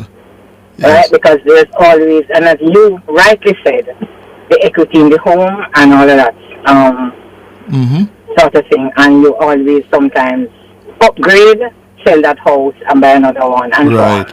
Right. So we are not to be intimidated by that. Yes. It looks frightening and it is true what he's saying. Yes. But there are options, as well as what you just said, lower interest rate from a different institution. That's my little thing. Right. First time calling your program. Very well, and thanks for calling. But Patsy, I always listen to you. What the lesson from this, is the need for much greater financial literacy. Yes. For our people. I don't understand why the companies do not educate. It's not only the companies. Yeah. I dare say it is for all schools. Yes, you shouldn't be leaving. It should start from the schools. Yes. Exactly. You shouldn't be leaving grade 11. You shouldn't be. Do not understand. Yes, you shouldn't be leaving grade 11 without having these things explained and taught. Yes, I keep on saying it, and we are now doing it. You shouldn't be graduating now without a driver's license, a passport, and a TRN. Yeah? Right. I now think we should be done from the schools. Yeah, yes. I totally agree. Yes, we now now need... They are putting out adults or adolescents in the world, and they're just not ready. Right. This young man, you could hear that he was genuinely not aware. He's just not aware. Yeah. I picked it up. Yeah. And it's like he was panicking, and I would not like him to panic and not go ahead with trying to get out. Exactly. Thank you very much, Patsy. You're welcome. Good. Willow, good morning. Morning, Chris. Good morning, sir. How was the weekend? I'm all right. It was good. Well, give thanks. I two things I have one international and I have an international and I have local. Let me start with the international before I go local. Why you visit two they don't call the two of them now. Because two of them make one for November presidential election. And as far as me see it, we're going to have a history-breaking election in November. Uh-huh. Yeah, man. Trump back in the White House. God help us. God help us. God help us. That's just a Cliff. Cliff. Yes. A whole lot of people going to have a hard failure, Me say plenty people going to have hard failure, Cliff. No, I hope you have a strong heart, Well, put it this way. Yeah? I have resigned myself to facing that possibility. Yeah, I'm still of the view that he won't be re-elected, but it is increasingly a possibility. Chris, he's back in the White House. People definitely don't want Biden.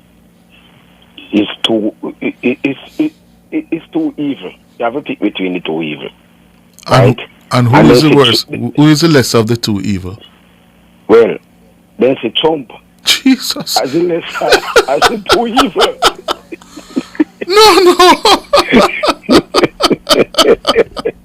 No, sir. No, you laugh, Cliff. You laugh. But just look now. Trump is the lesser of the two evils? Yes. Look at on what basis? Tell me. Why? The people then say something that me don't see, you don't see. But what them say? Why, Cliff? This man, I listen to him in Nashville. This man is a con. This man is a grifter. This man is a criminal. He's a liar. This man is a liar. Yes. His father is the devil, you know. No. His father is the devil. And I think we have somebody here that they said is a liar also. Who? The opposition. Oh, no, sir. No, sir. We're not half as bad as Trump. Well, if you look at in the YouTube chat, you know, a lot of people in the YouTube chat put our opposition leader in the class of Trump. Them say no better herring, no better barrel. Oh, Lord. So, let me tell you, America in our position, Jamaica getting into that position now. Well, I wouldn't say the Andrew, you know, but to how Andrew behaving, it's like he's not interested to win the next general election. Oh? To me, there is something. It's like he's not interested to win the next general election, please. Why you say that? Why you say that? Why? Cliff is in power. And there's a lot of things. Cliff, Jamaican people, to me, we want them to move away from the hands out. We want opportunity. Now you're creating opportunity for the youth. Right? Let me talk to you about it already, you know. How many of these youth want these opportunity that the Prime Minister is putting on the table? Because a man see extortion as a number one, he can go extortion people. Right?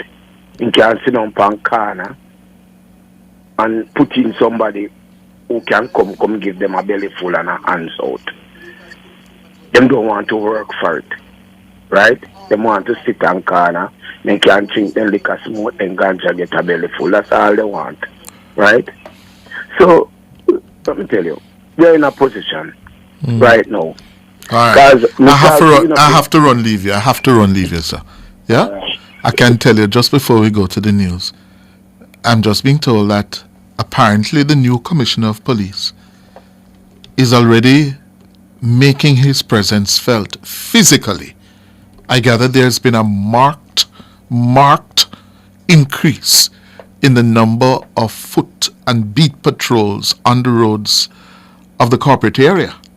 And that is one of the, we gather, initiatives of the new commissioner, Dr. Kevin Blake, that there's just been this marked increase, significant increase in foot patrol by members of the constabulary force. Anyway, we'll have more on that. Time for the nationwide world at noon. Like a rock, I was something to see. Like a rock,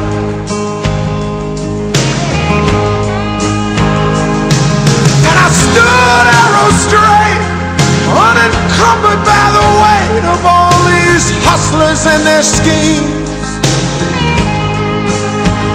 I stood proud, I stood tall, high above it all.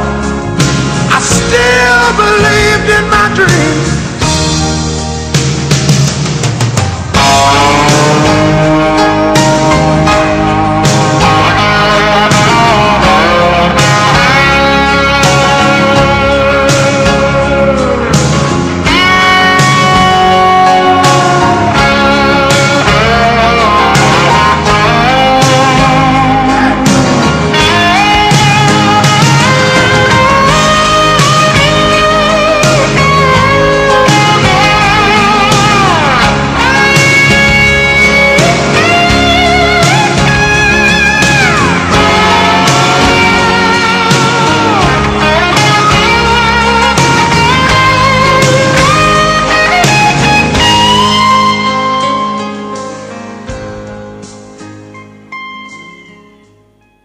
If it's news, it's got to be Nationwide 90 FM.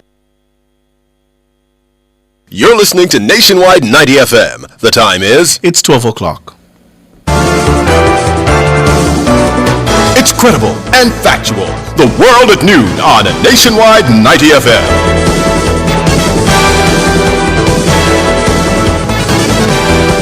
A very good afternoon to you. I'm Ricardo Brooks. Coming up in the nationwide world at noon for today, Monday, March 25, 2024, Senator Shireen Golding Campbell says the House Speaker is on sound legal ground in her treatment of reports from the Auditor General's department. The law is clear and the Speaker has a duty to follow the law. Opposition leader Mark Golding says Prime Minister Andrew Holness owes him an apology for walking out during his budget presentation. I never said anything disrespectful to anyone. I was making a point of principle, which I think is a valid and sound point. Kingston's Mayor Andrew Swaby says the KCMC needs twice as many enforcement officers to effectively respond to breaches of building permits. JCAP has lost its bid to secure millions of dollars from Restaurants of Jamaica KFC for alleged copyright breaches. In regional news, the UWI Vice Chancellor, Professor Sir Hilary Beckles, will address the UN General Assembly today. In international news, a judge has agreed to reduce Donald Trump's fraud bond to $175 million. And in the sports report this afternoon, Coach Himir Halgrimson says Reggae Boys played a tactically sound game in their CNL third place win. The details after the break.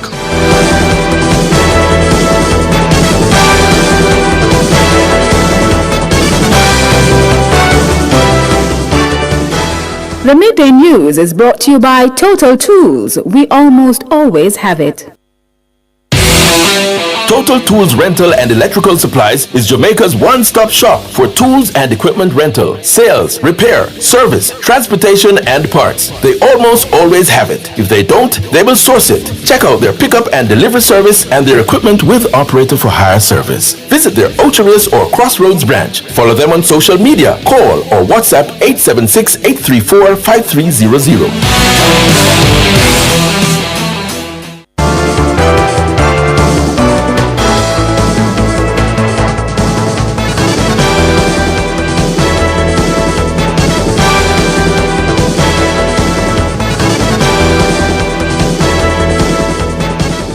And now to the details. Government Senator Shireen Golding Campbell says the House Speaker Juliet Holness is on sound legal ground in her treatment of reports from the Auditor General's department.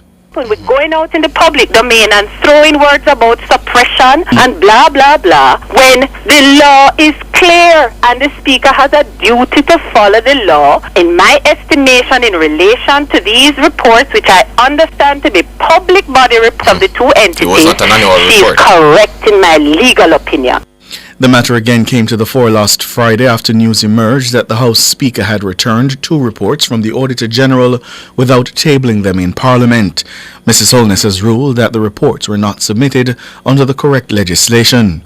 The Opposition People's National Party, PNP, has been critical of the Speaker's handling of the reports. Senator Golding Campbell says the opposition must explain the legal basis of their challenge to the Speaker's ruling.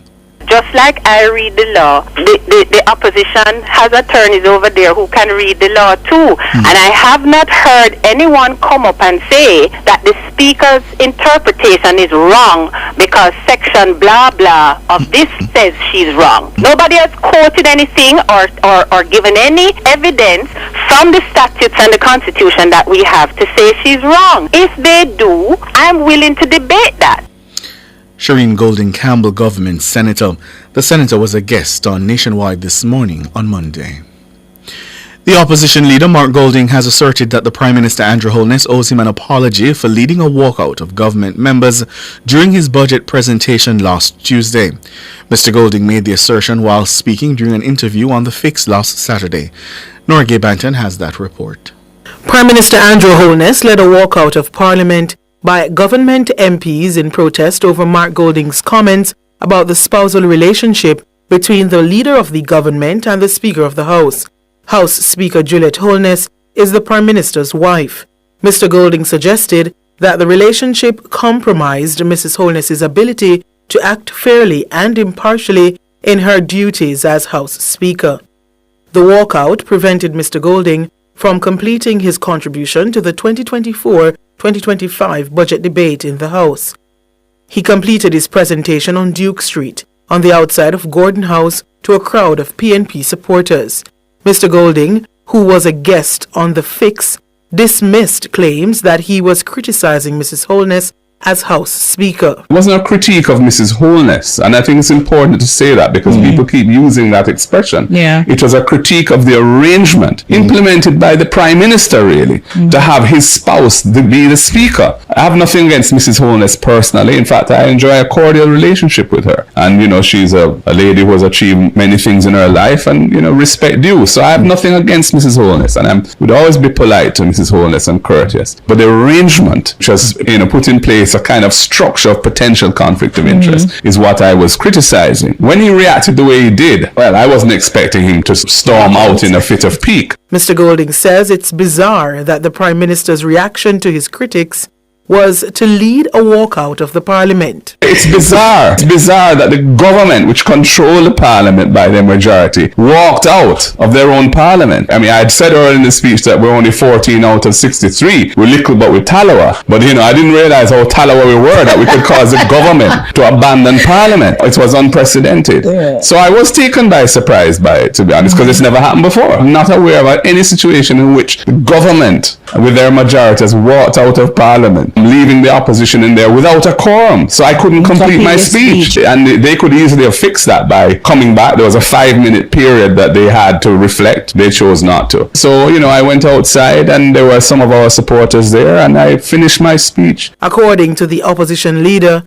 the Prime Minister owes him an apology. Are you going to apologize? Certainly not. I think the Prime Minister owes me an apology for having walked out.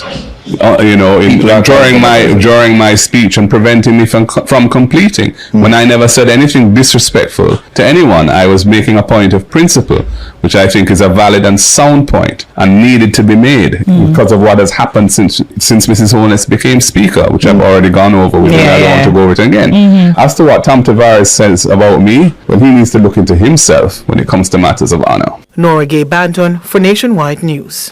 The Mayor of Kingston, Councillor Andrew Swaby, says the municipal corporation would need to double the number of enforcement officers it now has if it is to effectively respond to breaches of building permits across the city. I've been very critical of the KCMC to say that when the number of officers that we have is woefully inadequate. I think you have about 8 to 9 officers there. These are the same officers that recommend for approval of the plan and doing enforcement. My major shift from that is to have adequate number of officers where you can have separation of duties, or probably you can even use the municipal police. So these are some issues that we have to clearly deal with. We have to talk to our parent ministry and put the proper structure into it before we can push those things. The mayor was responding to concerns that the municipal corporation has failed to enforce building permits on a number of developments. The most recent criticism from the Integrity Commission and the Office of the Director of Public Prosecutions related to an apartment complex at Charlemont Drive in St. Andrew. Mayor Swaby says the municipality will improve its response to complaints from residents about potential building breaches.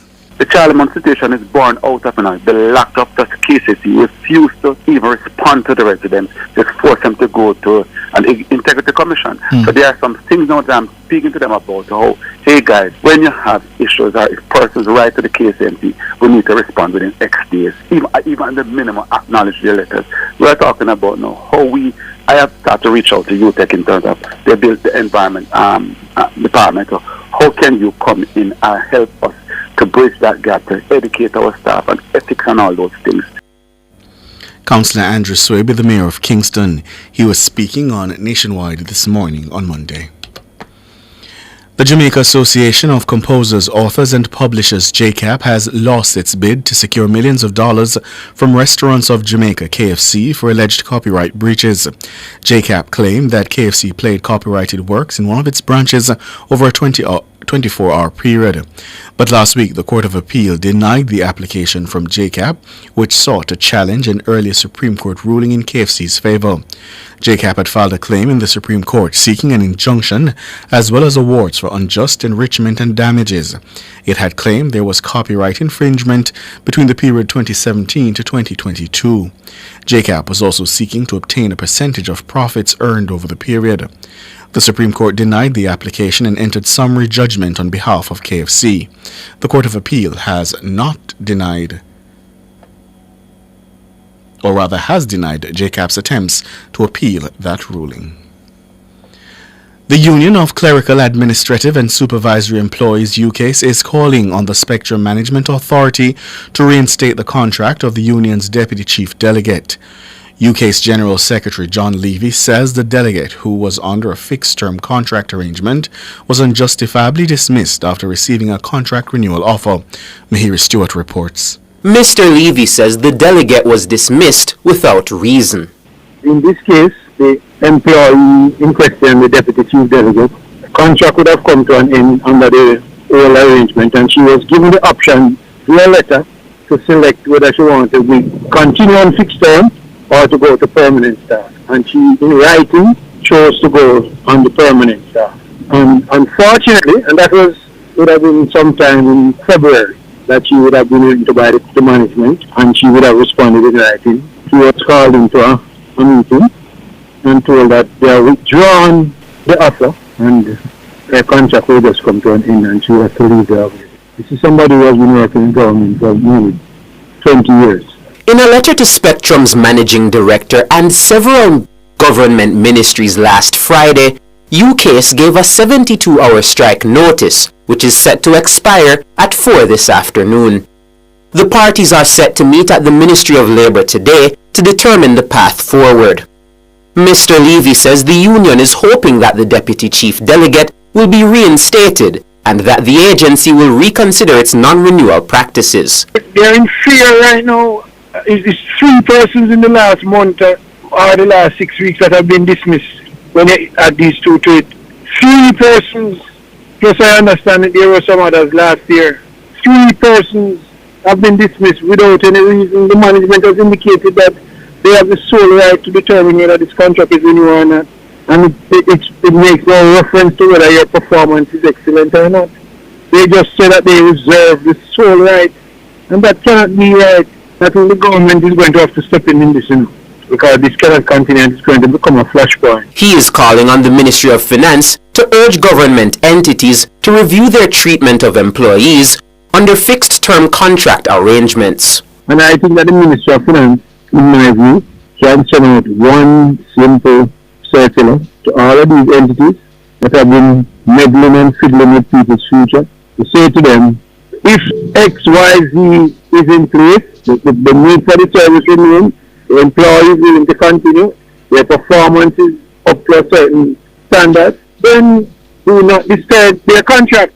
Allow these employees the opportunity and the time for us to continue with the conversion to permanent, which the government is on a drive, as they say, to change over from the fixed term to opening the contract. Mahiri Stewart for Nationwide News. Meanwhile, Mr. Levy notes that unfair dismissal practices in government entities will cost taxpayers in the long run. There's an entity that did the same thing, where they word of mouth gave this employee the hope that his contract would be renewed, and then at the last minute, like what they are doing now, they reneged on that arrangement. The matter went to court, and the court ruled in favor of the employee, and the 3 years had to be paid with interest, and it cost the taxpayers of Jamaica over $20 million. John Levy, General Secretary of the Union of Clerical, Administrative and Supervisory Employees, UCAS. In regional news now, the Vice-Chancellor of the University of the West Indies, Professor Sir Hilary Beckles, will address the United Nations General Assembly on Monday. Sir Hilary's address forms part of a global program to commemorate the International Day of Remembrance of the Victims of Slavery and the Transatlantic Slave Trade. The day is dedicated to honoring and remembering the victims of the transatlantic trade, which enslaved over 13 million Africans for more than 400 years. The day also aims to raise awareness about the dangers of racism and prejudice.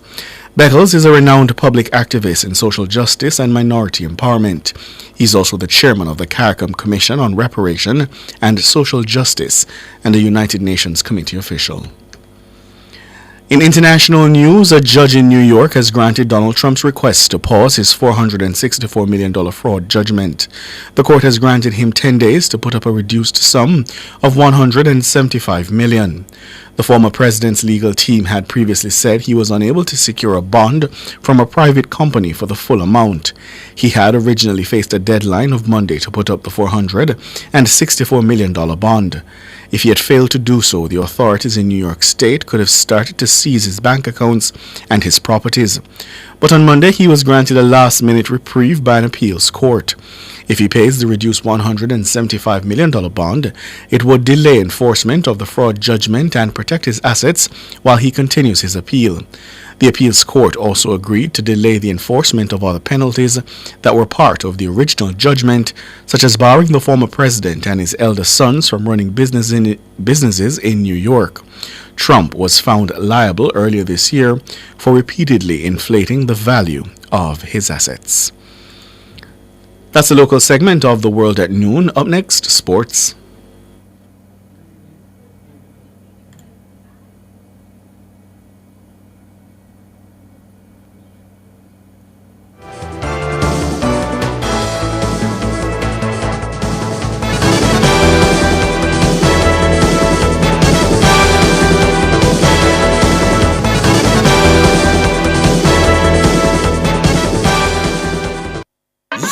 Me get the last cheese. Taste the beat. Brothers and sisters, at the end of Easter service, we have cheese. Taste the beat. But one day we get no bun and cheese. Taste the beat. Serve, sell me some bun and cheese. Taste the beat. Why, this looking nice with some tasty cheese. Taste the beat. Could I have some cheese, please? Taste the beat. Make we get on real bad with the tasty cheese, boy. Taste the beat with tasty cheese.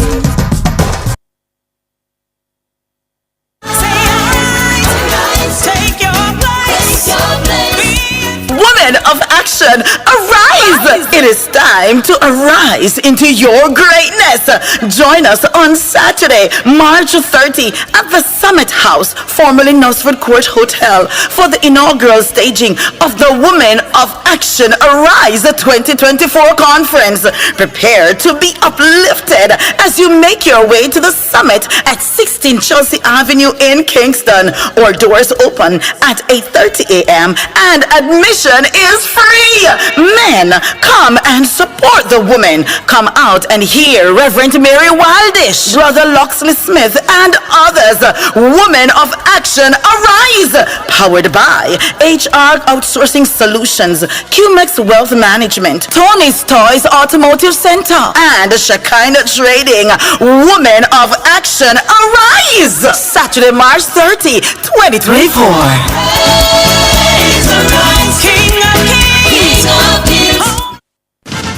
From the Nationwide News Network, comprehensive, up-to-the-minute local and international sports news, this is the Nationwide Sports at Noon.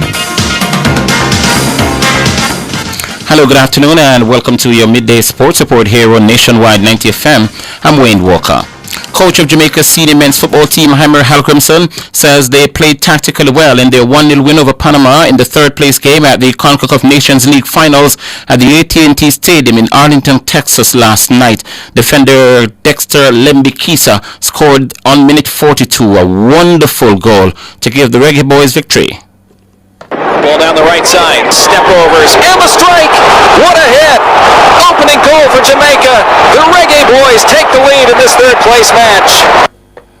With the victory, Jamaica becomes the first team from the Caribbean in history to finish on the podium in the CONCACAF Nations League final. It's Jamaica's fourth win against Panama and in history, and the first since the quarterfinals of the 2019 CONCACAF Gold Cup. And the coach, Halgrimson, says the Reggae Boys' performance proved that they can compete with the best in the region. Given we played 120 minutes only 3 days ago, we needed to be clever in approaching Panama, because Panama is a really good passing side, move the ball well. So I think tactical wise we played a good performance, maybe not the best game we have played, but I think we showed by this performance that we can play whatever national team in the world and have a chance against them if we play as tactical as we did today. That's Heimer Halgrimson, coach of the national football team. Meanwhile, the USA beat Mexico 3-2 to secure their third straight hold on the title. The local-based members of the squad are due back home at 7:20 this evening. Third place Tivoli Gardens and 11th place Harbourview will lock horns in the second game of a doubleheader in the Ray and Nephew Jamaica Premier League at the Tony Spaulding Complex this evening, starting at 7:30. A win for Tivoli will see them move back into second with 48 points, the same as Cavalier, but with a superior goal difference. Meanwhile, a win for Harbourview would move them up one place to 10th and further away from the relegation zone. In the opening game, Humberline will take on Limehall Academy. In yesterday's results, Mount Pleasant Academy, the champions and leaders, they beat Arnott Gardens by 2-0 at Drax Hall. In the opening game of the doubleheader, there where they clipped Portmore United by 1-0. Waterhouse dented Dunby Holdings' chances of a top 6 finish and enhanced theirs after a 1-0 win at Druseland. Montego Bay United, the third team in that shake-up for the 6th spot, they beat their opponent by 2-1. That's Malines United. And Cavalier, they crushed Treasure Beach by 5-0. Sprinter and double Olympics back-to-back sprint champ Elaine Thompson-Hera says she remains hungry to defend her Olympic titles and to break the world record over 100 and also in the 200 meters. Thompson-Hera clinched the 100 and 200 meters gold at back-to-back Olympic Games. She achieved the feat in Rio de Janeiro, Brazil, and in Tokyo. Her personal best, 10.54, makes her the fastest woman alive in the 100 meters and the second fastest in history, and her 21.53 seconds makes her the third fastest alive in the 200 meters. Speaking on Citius Mag, the 31-year-old says she wants to further rewrite the record books by becoming the first woman to win the sprint double at 3 straight Olympic Games. I feel good, I've just maintained that, it's like when you have a car, you have to service the car, so my duty is to make sure that my body is fine-tuned and serviced and always ready for the go. The key focus is always to stay healthy. I don't think it matters about the time right now, it matters about you getting each races and to stay fit and healthy. And once I have that, the time will come after. But definitely the aim is always to try to break a world record, defend my title. But my focus right now is to just stay fit, stay healthy, take it race by race, season by season. Thompson-Hera says her inner confidence is what keeps her motivated.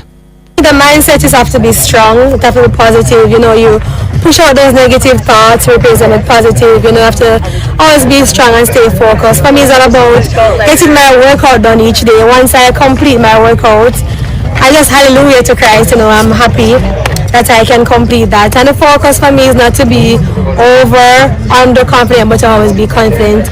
And the key word that I walk with every day is to just believe in myself. That's Elaine Thompson-Hera. And two-time Olympic relay gold medalist Johan Blake has reiterated that Paris will be his last Olympic Games. Blake won gold in the sprint relays at the 2012 Olympic Games when the team crushed the world record. And he was also in action at the Rio de Janeiro Games in 2016 where they also won gold. He also won silver in the individual 100 and 200 meters at the 2012 Games in London. And he says he's putting in the hard work to ensure he closes out his Olympic career on a high. I try to stay prudent as possible, For my Olympics, I'm going 708 billion%. If you watch my Instagram now, I've been working, I've been going hard, I've been inviting people into my training space just to see my mindset behind, I'm going about this Paris 2024. Alright, so Blake went to Rio, he went to London, and he also went to Tokyo. Yeah, so this would be his 4th Olympic Games if he gets on the plane to represent the country, and he is inviting his fans into his training space.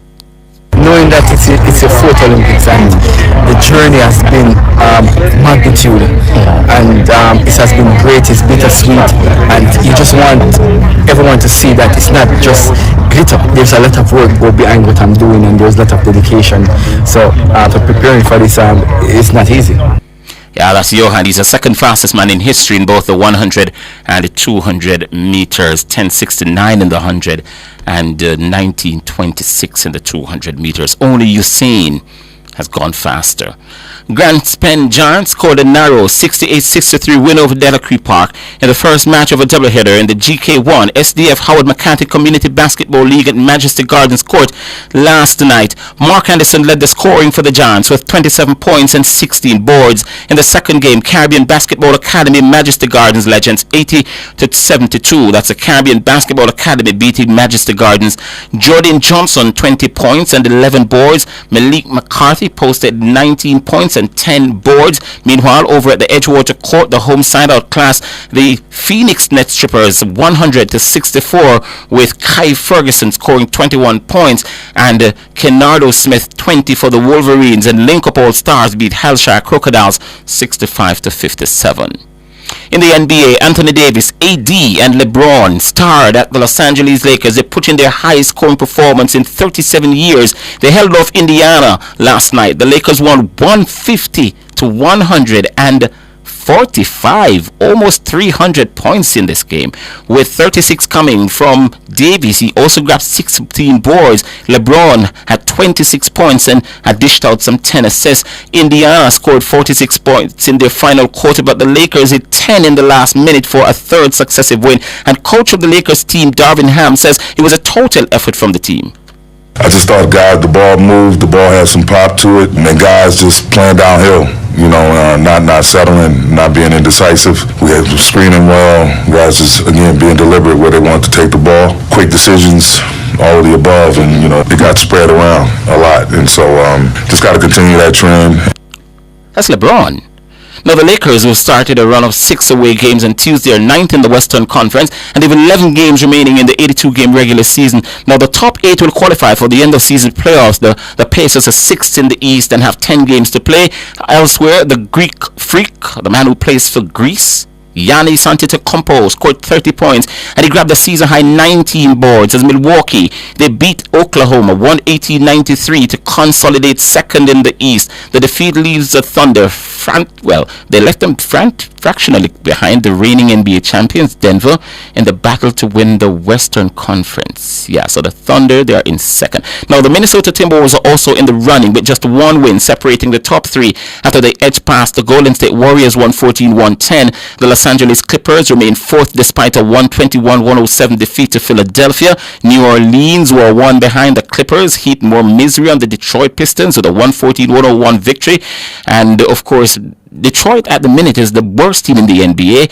They have now lost 59 of their 71 games. And the Miami Heat kept up their playoff push in the East with a 121-84 win over the higher-ranked Cleveland. And a bit of news on swimming to close the sportscast. So this moment, the final meet of this year's high school and tertiary season saw Campion College's Alia Haven announce herself as one of the best sprinters in Jamaica. Haven captured all 3 50 meters freestyle title this high school season in a record-breaking fashion in the 17 and over age group. She ended the season producing the fastest time ever by a Jamaican girl in schools competition, the crown jewel of the high school season, the Maybury Investment Swim Championship. This school season, Haven took down the ISO 50 meters free record with a swim of 27.40 seconds. Haven will be one of the medal contenders at the Carifta Swimming Championships in the Bahamas, March 28 to April 7, and she's expecting to mentor the young swimmers as well.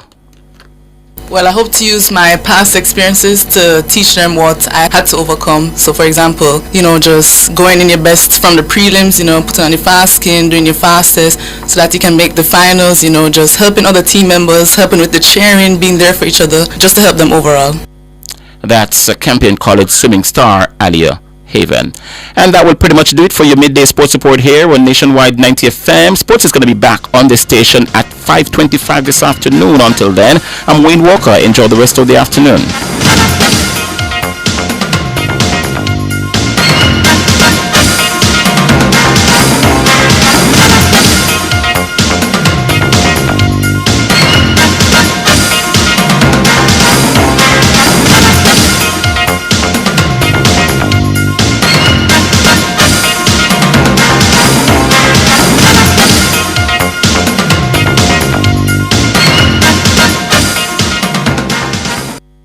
As the chief maritime agency of the Government of Jamaica, the Port Authority of Jamaica regulates the port and shipping industry and develops infrastructure.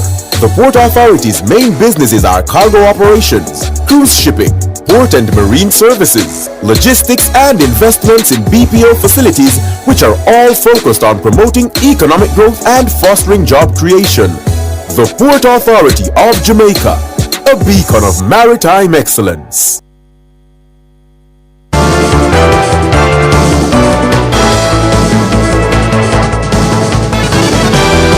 To recap our top stories making the world at noon, Senator Shireen Golden Campbell says the House Speaker is on sound legal ground in her treatment of reports from the Auditor General's department. Opposition Leader Mark Golding says Prime Minister Holness owes him an apology for walking out during his budget presentation. Kingston's Mayor Andrew Swaby says the KCMC needs twice as many enforcement officers to effectively respond to breaches of building permits. I'm Ricardo Brooks. You can find the news on our website at nationwideradiojm.com and on the Nationwide app available on the Google Play and the App Store. Major news next at 5. Good afternoon.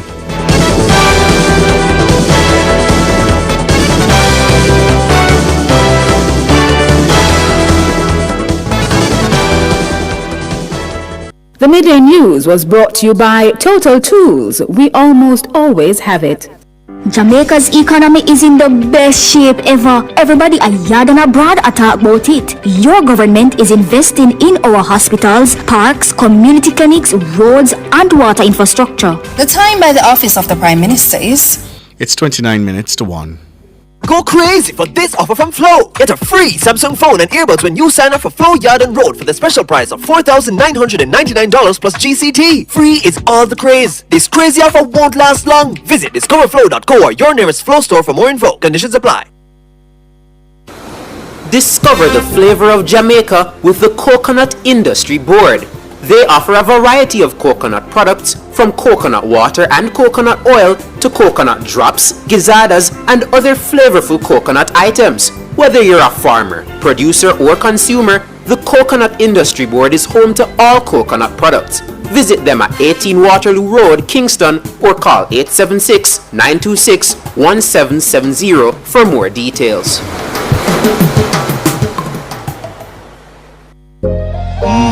Welcome deluxe, the cream cracker that rises to the top. So crisp, so light, so buttery. When you're good, you're just good. Hey, had the national flavor. You go off and buy this pack. So good, it's just so good. Welcome deluxe, the cream cracker that rises to the top. So crisp, so light, so buttery. National Baking Company, just so good. Talk about love. For years, he has been the sole provider for the ladies. But then he found a good woman and feels like 100 million. He's like I want 100 million. Is it fair to say we should leave his business alone? Chatty, Montamasi, mix up. He was just that standout, outstanding voice from Altogether Sing. But he's moved mountains and miles away from those days. Well, he's been there before and now he's stronger. But does he know better? Join me, Rodney Campbell, every Tuesday from 9 to 10:30 p.m. for Affairs of the Heart, right here on Nationwide 90 FM. This Tuesday's topic, who is a real Romain Virgo? Why you not allow people business? Find out. Leave people business alone. Just like that. Leave people business alone. Brought to you by Supermed Pharmacy. Super happy, super healthy, Supermed.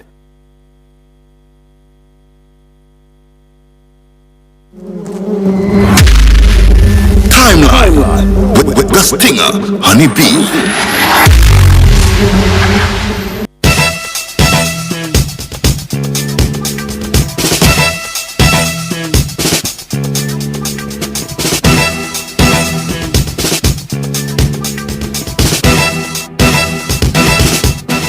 "26 minutes going up to 1 o'clock. It's all about what's trending on this Monday afternoon.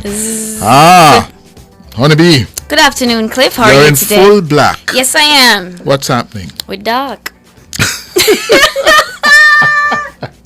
So is David. David, yes. He's also saying he's in full black.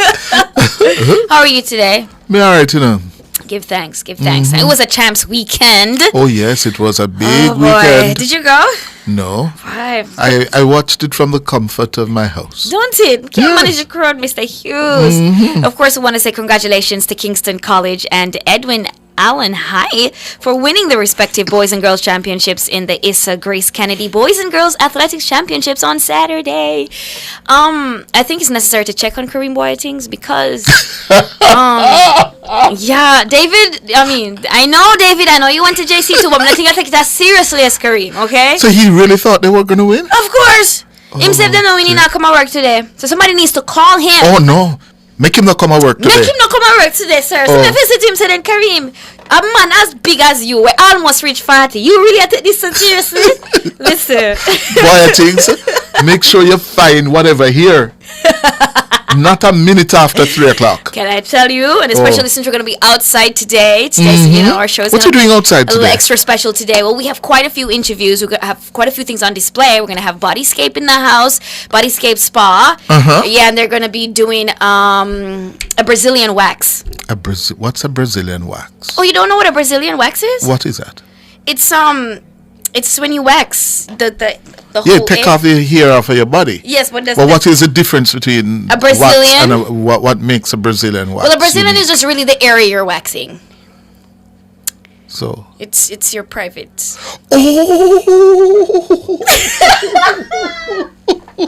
Oh gosh!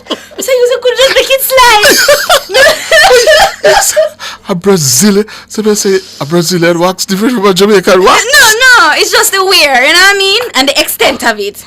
Oh, it's full. So you're doing that on the outside? Yeah, man. You have a model?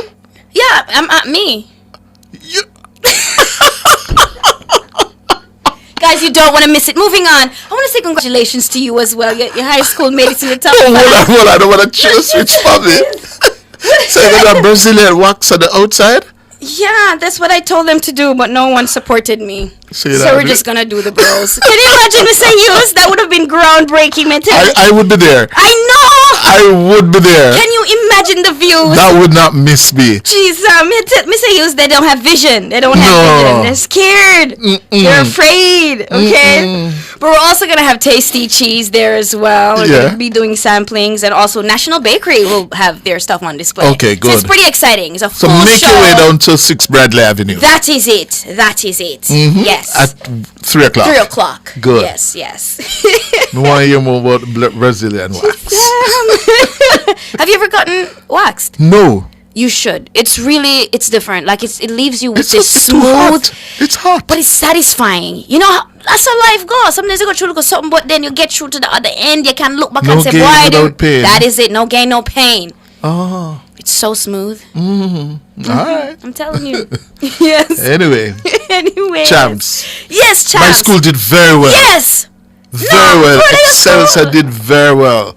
The Eagles are soaring again. Who knows? Probably one year them can't win. We're going for it in 2-3 years. But you know who I'm exceptionally proud of? The girls. 335.5 points. That's 0.5 points over the boys. Edwin Allen. Yes. The girls them are going to say Yes. they're doing very well. Yep. Yes, man. And the girls from Hydale who came second, they ran them right down to the last event. That's competition. Very good. Yeah. And every time you go to champs, you know, you get the answers to why Jamaica does so well. Yeah. On the international scene. It's true, man. All of us. They lay everything on the track on the field. Yes.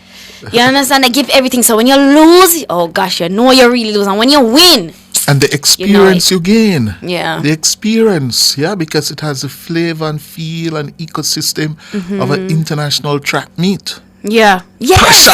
Soup. Well, meanwhile, athletics and footwear manufacturer Puma unveiled its Paris Olympics 2024 kit. Yeah. Looks nice. Tailored Look exclusively really for Jamaica's athletes. Beautiful. We have a video here of it, guys. We can take a look. The kit composed of 6 outfits, incorporates high-tech fabrics and silhouettes engineered to maximize performance. It blends effortlessly with the national colors of green, gold, and black. Let's take a look. Really looks good. Yes. Okay. While they prepare that, listen, Puma has sponsored the Jamaica Athletic Administration Association and the Jamaica Olympic Association since 2002. Forever faster. Yeah. Yeah, Puma for me is one of my favorites. Out of all of them, for me it's Puma. And I think I'm a bit prejudiced because Usain was with Puma for so many years. Yeah. Yeah, you know? They've been good to us. Yes, they definitely have been. Okay. All right. Are we ready with that, guys, or should we just move on until we get it? Okay. All right. So we move on. Well, you have it now. Okay, let's go. Let me show you your favorites. These here, you're gonna get my favorite. These are the new cakes. This gives it a nice, very feminine look.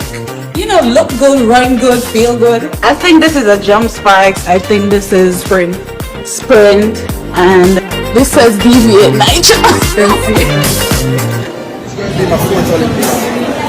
To unveil the new gears. So this is what I'm going to win in. I love the bodysuit. So let's see what else is here. Y'all defines the scene. Ice up the black, gold and green. People are rock and come in. Jamaica things. Yeah. Jamaicans, you hear that? That is the beating heart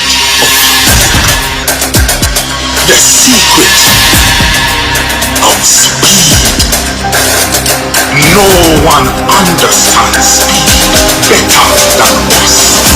World champions, Olympic champions, Jamaicans. And it all started here.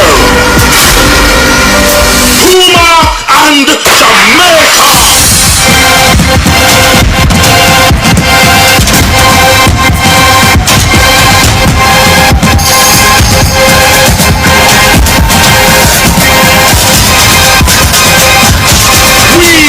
Jamaica! We're faster than you! Oh my. Oh, very, very Nice. powerful advert. Very powerful. Yeah. Listen, we are ready. We are ready for the Olympics. Mhm. You don't think? Of course. Listen, man. And Nationwide is ready. Is ready. I am so excited. I am so very excited. We're the exclusive radio broadcasters for Paris 2024. What you go? Nice. Yes. My So God. all things Paris. Yes. Yeah, all things Olympics. Yeah. Brought right to you here. live. Exciting. All right, let's move on. Hollywood craves patty. So it's not just our runners. It's not just our music. It's also our food that's everywhere, Mr. Hughes. Now, Jamaican-owned fast food chain Juicy Patties recently opened a restaurant in Hollywood, Florida, as it begins its expansion into the United States market. It opened the doors to the Hollywood Boulevard restaurant on Thursday. Over the weekend, Juicy Patties, sorry about that, Juicy Patties US IG page posted a notice with the caption, "Thank you everyone for your extraordinary support today and for buying 5 days worth of patties in one day." Ooh. Yeah, unfortunately we will be closed tomorrow, Sunday, while we restock and prepare to open for you on Monday. See you then. Thanks for your support. Where is this? Hollywood. In Florida? Yes, it's a city on Florida's east coast between Fort Lauderdale and Miami. Cool. Big things are going. But listen, them have got to get with it. Them have got understand. Say production. Have to keep up. What? Okay. Because if you think people that Jamaica check foreign. Okay. People want them patty. That is it. That is it. Congratulations, guys. Okay, for whatever it's worth, how many followers do you have on Instagram? Me? Last time I checked, about 15,000. Sure, right. Now, Shensia's team is celebrating a milestone moment with her as she's currently the third most followed Jamaican on the platform with 7 million followers. Ooh. Yes, the artist's 7 million followers page on the social media platform is behind the icon, Bob Marley's 8.9 million. Bob Marley have followers? Yes, Mr. Hughes. Them Bob not dead. Stay there. Dead or alive. I would have dead people have followers on Instagram. Are you serious? What if I did artists? Because people still like to I don't know, it's this feeling that they're still with you. And when them post something, so really them attack, even when them I say it. Yes. I tell you. Yeah, I follow a lot of dead people. Make believe. See, you not follow no dead people on Instagram? No, honeybee. Why would I? I follow enough dead people. Whole heap of dead people I follow. No, honeybee. You stay there. Don't follow the dead man. Well, well, leading the pack is Legend Usain Bolt, 13.8 million followers. Now, Shensia's latest milestone was celebrated by Ramesh, who shared the stats on his Instagram page on Saturday. He says, "You have to celebrate every win. 7 million followers is a milestone in this social media living world." Of course. The most popular living Jamaican artist on @Instagram, #Shenyang. Oh. Yes, yes. How many you have, Honeybee? Me? I stopped counting. Oh. Leave me alone. If you want to know, go and look. Oh, by the way, you following me? I do know. You see it? You see me at that one? All right. Big collab, big move. I soon change that, you know. You can't change it now. You know your phone in front of you. you can make the difference now. Yeah? Yeah. Yeah. Ever pay me for follow you? What? You ever pay me for follow you? Is that right? I sell a vote. Yes, you know. Anyways, we can't wait to have you on our show, by the way. In the hot seat. Nobody with it. We're so excited. After on the post me on Friday? We did what to you? Posted me. We didn't post you. Yes, you did. We put you up on what? Social media? Posted me. Posted? Yes. What do you mean? We stood you up? Yes. Never. As the head of the organization, you know, we somehow thought you knew that we would be on the road. Really? Yes, providing that it would be you who would send us out there, you know, to work for you. You see me? But people were asking for you. People are excited, so we cannot wait to have you. Yes. Yeah. Now, big collab, big move. According to Dancehall Mag, Billboard and Honda's music platform, Honda Stage, have unveiled a new collaboration titled Flex My Soul, featuring Nigerian artist Davido and our very own Lila Ike. The song marks the 5th anniversary of the Honda Stage music platform, a joint effort by Billboard and Honda to offer unique behind-the-scenes storytelling that honors the journeys of both emerging and established musicians. Through the Honda Stage partnership, artists gain a special opportunity to share their narratives and connect deeply with fans via documentary-style videos. So we have a snippet of the collab here. Now this is Lila Ike, my girl, featuring Davido. Here we go. Living how we supposed to, you can tell me to slow down. As the top boy, I be standing on the sofa. The blessings keep coming closer, and we so far from over. Oh, we go shy you 20 bottles in my sofa. Money, get fool, let go, oh yeah, big body, oh yeah, guide, money, get fool, let go.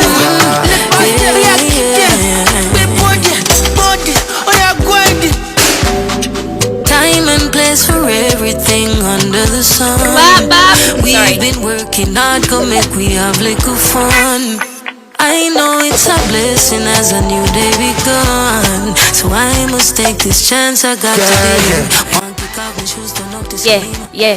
No, it's not it. No, sir. No, me can't please you. What you like? You just so silly. It's all right.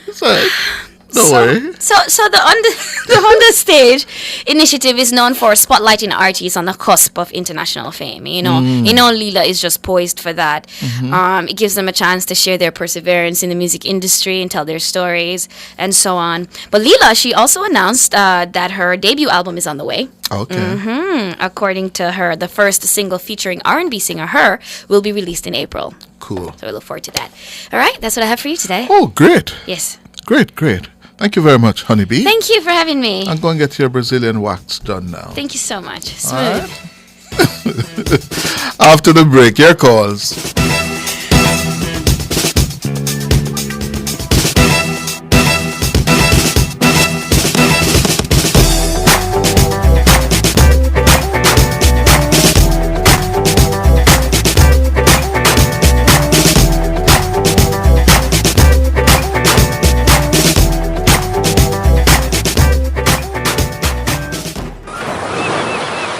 Experience togetherness this Easter, embarking on a one-of-a-kind adults-only retreat in a world where swaying palms meet endless sunsets. All-inclusive indulgence awaits here at Hideaway at Royalton Blue Waters. Tap into an all-in luxury vacation experience when you book between April 1 to 30. Contact us. Dial 876-632-7401. That's 876-632-7401. Speak to your local sales agent today. EduCom is at it again with the EduPower Energy Loan. Cut your high energy bills with solar. Power up your home, business, or upgrade existing equipment. Access everything solar. Panels, water heaters, and much more. You've got the power with the EduPower Energy Loan. Borrow up to $3 million with up to 5 years to repay at competitive interest rates. Conditions apply. Call EduCom at 876-926-6973 for more info. EduCom Cooperative Credit Union Limited, providing value through service. As the chief maritime agency of the government of Jamaica, the Port Authority of Jamaica regulates the port and shipping industry and develops infrastructure. The Port Authority's main businesses are cargo operations, cruise shipping, port and marine services, logistics, and investments in BPO facilities, which are all focused on promoting economic growth and fostering job creation. The Port Authority of Jamaica, a beacon of maritime excellence. Phone numbers are 630-9371, 630-9372, 630-9373, 630-9374, and 618-8255. All right, we have time for a caller. Sutherland. Good afternoon, Sutherland. Yes, sir. Yes, good afternoon. My issue with the Water Commission. I'm living at a place called Chesterfield Garden of Duncan's Pen Road in Spanish Town. And for the past 3 years, the water have been running night and day, and the road is impossible now. Can't hardly go into our house now on the road. Oh, you mean so the water been running? Water from where? Somebody pipe leaking, but it's not leaking in the yard, it's leaking from on the road. Oh. So the whole entire road is not good anymore. And that's been going for 3 years? 3 years or more. All right, tell me exactly where this is, sir. Because I know the Water Commission people listen to this program. Tell me exactly where in Spanish Town is it? Huh? Hello, Sutherland? Oh dear. We lost him. But Water Commission, yes, I heard him say Duncan's Pen Road. Yeah? A burst pipe running for 3 years or more. Water Commission, you didn't hear about this? Well, now you hear. Yeah, off Duncan's Pen Road. Yeah, we lost him because I was about to ask him the specifics. Yeah? So that the Water Commission could be told as to where to go search for this broken main or pipe. Yeah? So, all right, that's all the time we have for. Yeah? Caller, if Sutherland, if you could call us back tomorrow. Yes? So we know exactly where this pipe's been running for the last 3 years. All right? That's how we're going to leave it. Thanks to all of our callers, our contributors, Honeybee, the producer, Norige Banton, our technical operator, David McNish. Thank you all so much. And, of course, our YouTubers, our WhatsAppers, and our tweeps. Thank you so much. See you tomorrow morning at 10. What I felt was right, like a rock.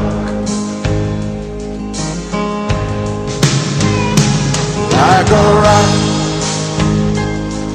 I was strong as I could be, like a rock. Nothing ever got to me, like a rock. I was something to see, like a rock.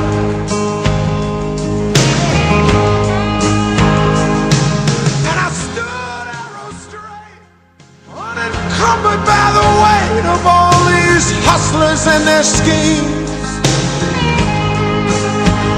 I stood proud, I stood tall.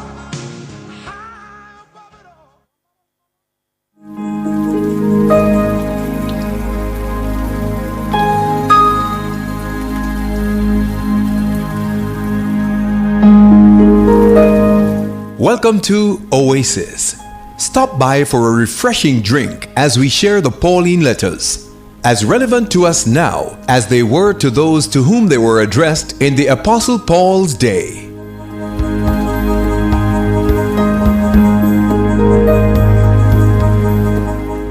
Hi, I'm Lloyd Gale. Thanks for joining me. As promised, today, among other things, the Apostle Paul gives a pep talk on giving.